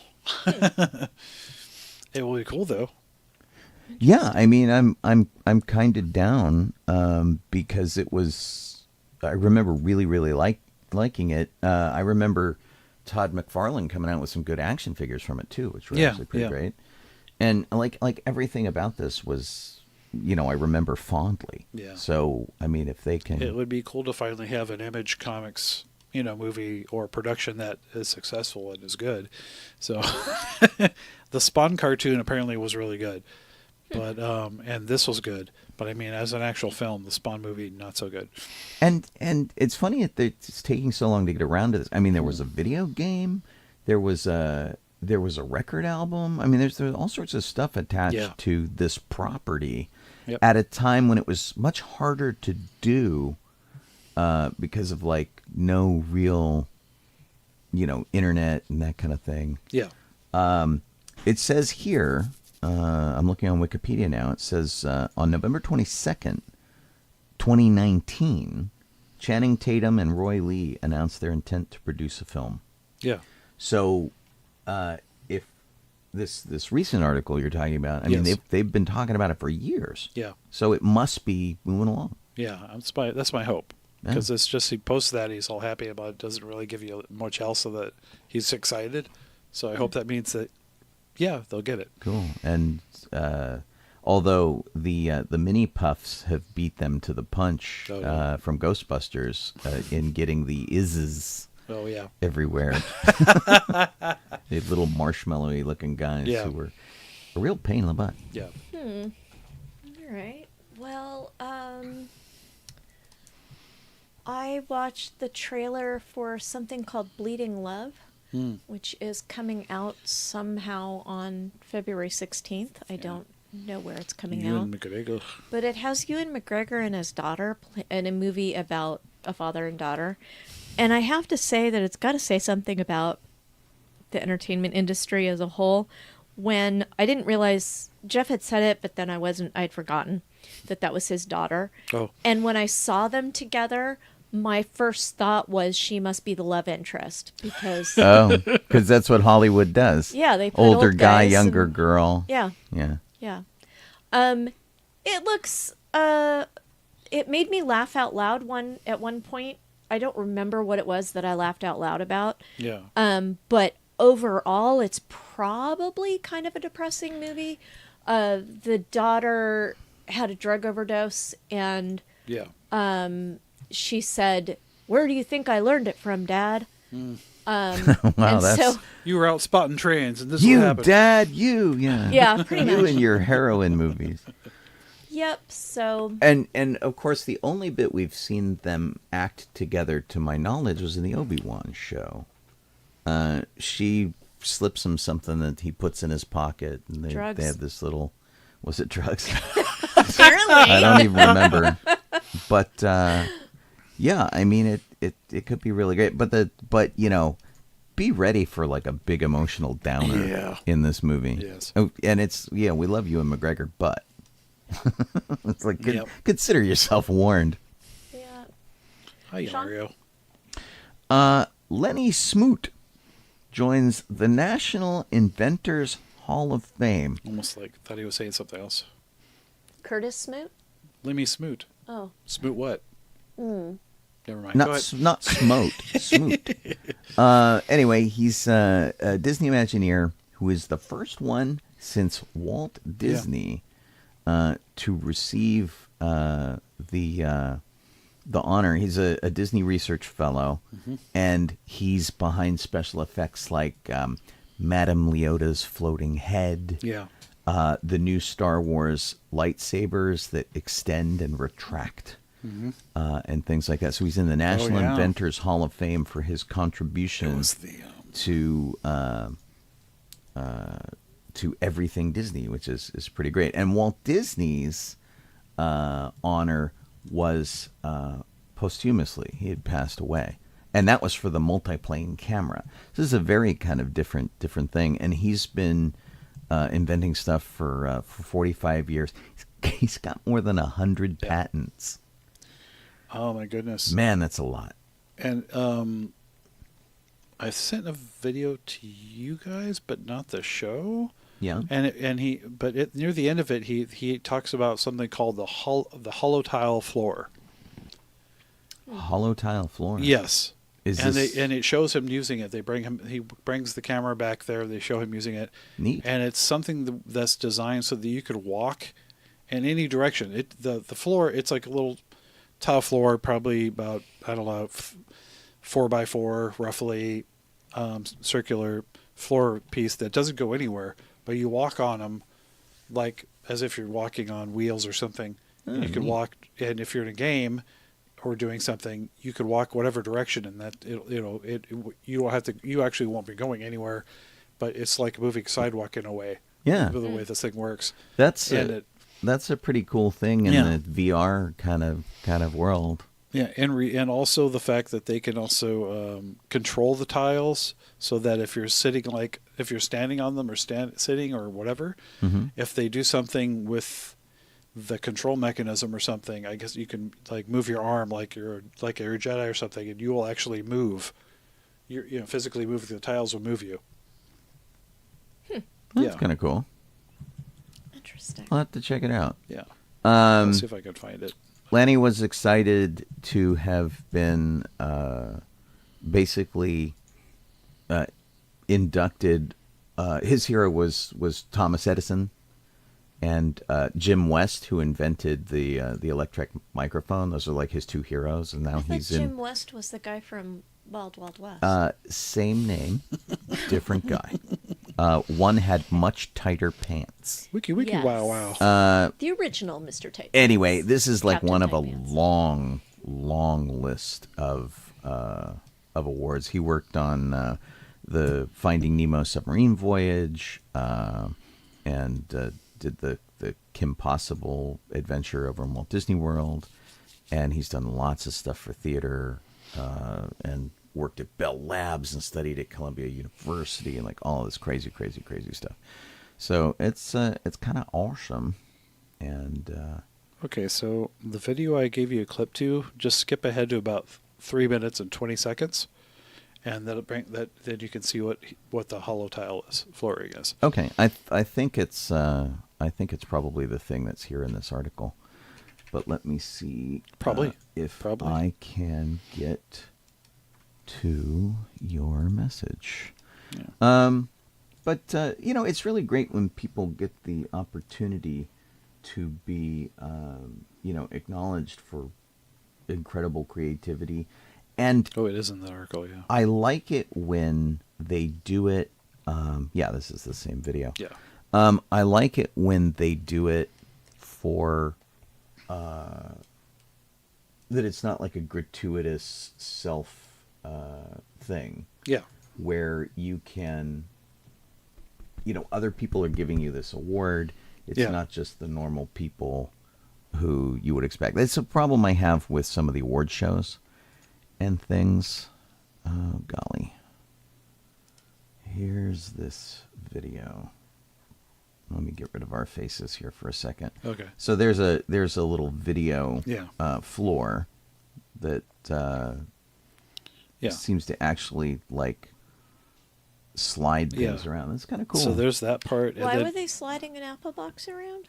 It was to show that the floor itself, the floor could That the move floor things is moving, too. right. Right. And then when you walk on it, you could walk on it, and it's like a moving walkway that doesn't go anywhere. You know. So when you do VR stuff, they have tried very hard to come up with some kind of slide walk technology that does treadmills in every direction. Yeah. So that when you have the VR headset on, you're supposed to be in the environment, and you physically walk, the VR stuff around you actually moves. And in this case, these are little tiles that can roll you in every direction and actually move stuff around for you. Yes. So you feel like you're moving, and you can do your own walking, but not go anywhere. Yeah. So it's like a treadmill that works in. Yeah. It's like an Any direction. Yeah. omni-treadmill. It's like, Yes. it's every single thing. It's really cool. It'll be. This is the kind of thing that they used to test at places like Disney Quest. Do you remember Disney Quest? It was a big, giant arcade. Yeah. There was one in Long Chicago, and there was one out here, and one in Florida, I think. Yeah. And they would always like try these weird things out like this, which were really amazing.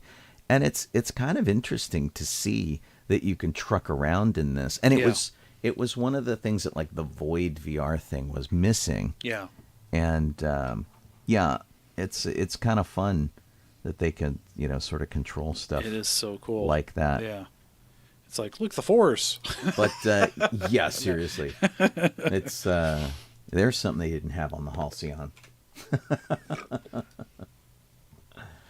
That's It was really so fun. cool. Yeah. So anyway, congratulations to Lanny Smoot for well-deserved acknowledgement that didn't just come from Disney to do whatever. I mean, being in the sort of Inventors Hall of Fame is pretty awesome stuff. Yeah.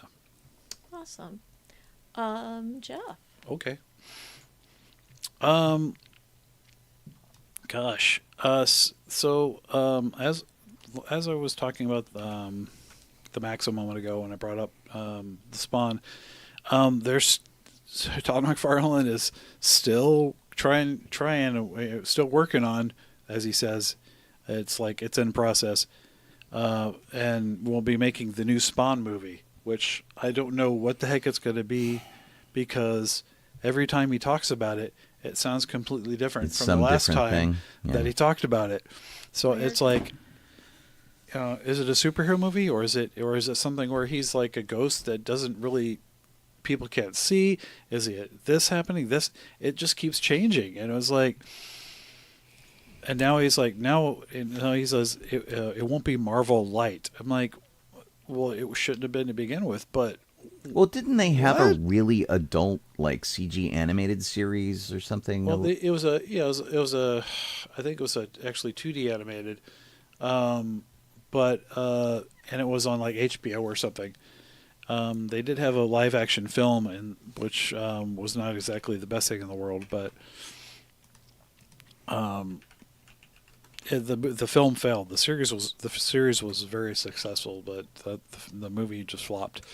And now this is I guess the newest attempt. That was like John Leguizamo was the clown or something. Yeah, Like, yeah. what the heck? It was a little weird. Yeah. I'll tell you what my big pet peeve with Spawn is. Todd McFarlane's a pretty clever guy. Yeah. And back in the day when I was doing toys, before, I don't think he'd quite formed McFarlane Toys yet. No. One of the companies I was working with, we did a lot of stuff for them. And we did sculpting, and we did toy design and building and stuff. And this was back in the early 1990s. And Spawn hasn't gone away. Yeah. And It's I'm still not going, saying yeah. that Todd McFarlane is not a clever guy, but I'm done with Spawn. I'm like really burnt out on Spawn. Yeah. And I'm like, where can he really go with this? And I know it's got a long history in the comics, and the characters are, well established. A lot of people really like them. Yeah. I just feel like maybe he needs to do something really amazing that isn't Spawn. Yeah. I feel like it's a beating a dead horse Yeah. thing. I mean, the They did an animated series of one of the Image comics that I really, the comic book I love. The animated series, not so much. It was okay, and it didn't last long. But it was the comic book was called The Savage Dragon. Oh yeah, I remember that. That Was such a amazingly good comic. Yeah, because the hero was a cop. Like, he never wore like a superhero outfit. He always wore a police uniform because he was a cop. But he was but he's weird looking, fin. Yeah, big fin on his head, green skin and all that. Yeah, but it was a great book, and then I'm like, I want to see that. That would be great for them to bring that, as a film or something. But I don't know if that's ever going to happen. Let's do that. Yeah, I don't know. I'm just so burned down on Spawn stuff, and it's like, they've like reinvented it, and they did whatever, and the Spawn comic books, of all the ones that I've read, I'm gonna say like 2/3 of them were just not good. Just violent, mostly just violent. Well, and not connected to each other. Yeah. It's like the stories just weren't that great, and like weird. Some of them were like, But, wow, yeah. this was really cool. So, I mean, the character designs are pretty great, but we have had so many different toy lines, so many different things come out. McFarlane started his own toy company. Yep. They've done so many reissues. Oh dear Lord, I'm like, make a new thing. Yeah. Or expand in a different direction than you're doing. There's a lot, there's so many different titles that they did at Image Comics that they should be thinking they should throw into theaters or in TV shows. I think The Walking Dead was actually Image Comics, to be honest, actually. So yeah, I think it was. But it's like, even when they started out with all these different comic titles, I'm like, where are those? I mean, Spawn's cool and all, but what about the other guys? Or the other stories, the other comics? That would be cool, but. Yeah, we just keep getting Spawn. At least we're getting the Max. So hey, there you go. I mean, even Batman's gone in different directions and had lots of different things. Star Trek has had so many different incarnations that are still Star Trek. I feel like Spawn could have done that. Although, and so I'm looking at a list of episodes from the series, and that ended in like 1999. Yeah, it's been a really long time. That since we've like really seen this stuff, I guess.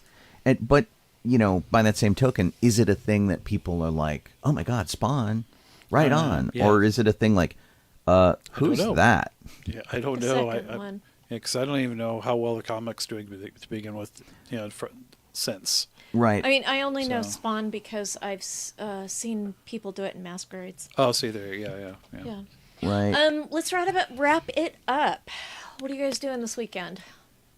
Let's see here. Western Day on Sunday. That's all of us. We're going to Knott's Berry Farm. We're putting on our Western duds. Yeah, we'll see what we come up with, because Saturday's going to be plunder the closet and see what we can put together. Totally. For that. As well as there's a company picnic for a company that I work with. It's not the company I work for, but it's another company that we work with. Gotcha. Is having a company picnic, and we're going to that. I think we're slated to do a drive-by. Rain or shine. Yeah. Right. I'm hoping that I can finally get down to that surplus store that's in Fullerton that I tried to go to this past weekend that was closed. What did you need? I'm just going to look at the pants and stuff, and because I was trying to see about those pants we were talking about, see if that's something that would work or not. Either way, and then other than that, this is the Star Wars costume you're working on? Yeah. Okay. I'm going to be sewing. Somebody loaned me a Regency dress. So my first goal on Saturday is to put together a Western outfit for Sunday. Mm-hmm. My second goal is to fix a hole and rehem, because it's too short for me. Yeah. The dress that I borrowed with the permission of the person who loaned it to me. I'm not just randomly rehemming something that someone else owns. Yeah. And then I've got my 18th century, which just need to figure the sleeves out, and then I'll be able to sew the whole thing. Gotcha. And I've got some of my modern clothes that need fixes. And for Sean's outfits, we need to take a pattern off of a piece of his Luke costume. Yeah, my so that we can make him a new one. my Luke Skywalker work costume. I've got the material and have been planning for a really long time to make a new sweater. Yeah. Because the one that I have just it shrank in the wash and has never quite recovered, and which is terrible because the lining is baggy in it now, and the rest of the thing is really tough. Yeah. So we're gonna make a new one of that, and I have a bag I need to make for that costume too. But this weekend I went through the garage when I put the Christmas stuff away, and I took all of the stuff I need for the Star Wars car out to work on the Star Wars car this week, and then felt so crappy I did very little on it. But now I'm going to have to throw it all back in the garage, I think, because rain is coming. Yeah. So that's a bummer. So I'll be working on that car. And then it was suggested, BP Anderson said, you have to work on the Muppet car. Yes. Yes, we do. We are in the mental planning stage of the Muppet car. So Jeff and I took a look at it today. We looked at the bumpers. We looked at a bunch of things and figured out things we needed to do and what we could do. And it'll work still. Yeah, there's planning that needs to happen. And taking a cue from Colleen, we're probably going to end up with an Excel spreadsheet. Yeah. Plus, we got to get not just the car itself. There's also the Muppets that we have. There's the Muppets get, build, whatever, and a lot of it just comes down to money, and so we have to figure out what our strategy is for fundraising too. Yeah. So there's a lot of things that need to happen with the Muppet car. Believe me, money that we don't have. If we had gotten a car that we could drive right out of the box, the paint would be done. Yeah, we'd have done it right away. But we have so much to do to the car to get it going. If we have it done in time for the parade next year, for the Hollywood Christmas parade, I will be shocked. It'll be nuts. Well, that'd be something. I'll jump in here just to remind you guys that you're listening to Sci-Fi.radio for Docking Bay 94. Also, you could be watching us on YouTube or Facebook or Twitch. Any of those things are good. Before we say thanks to Kit for all the work that she's done on the show, I wanted to say hey to Chris, who is getting a defibrillator and a pacemaker tomorrow. Oh, dear. So, hey, good luck. You'll be in our thoughts, and fingers crossed as we do that. And to all you guys who listened, wherever you come from, wherever you find us, we're really grateful. And thanks for dealing with the growing pains here on the station as we change to new streams and various and sundry technology that we're sort of upping the level on. So we're grateful for that too. I'm Colleen Kaylee Crosby. This is Jeff Soul at Donoho. I am Sean Obi-Shawn Crosby. As always, may the force be with you. Let's give you guys some credits over here. Good night. I took a lot of our camera control off of hotkeys so I don't accidentally throw the credits up anymore. Hey, that's a good plan. To you guys over on the radio. Goodbye, guys. I'll see you tomorrow. Good night, everybody. Good morning, Tatooine, 9 a.m. Pacific time over at sci-fi.radio. You can tune in for that, and we'll wrap out the week. That will be great. Bye. Good night. And to you guys over on video, have a great one, and thanks for hanging out with us tonight. We'll see you next week.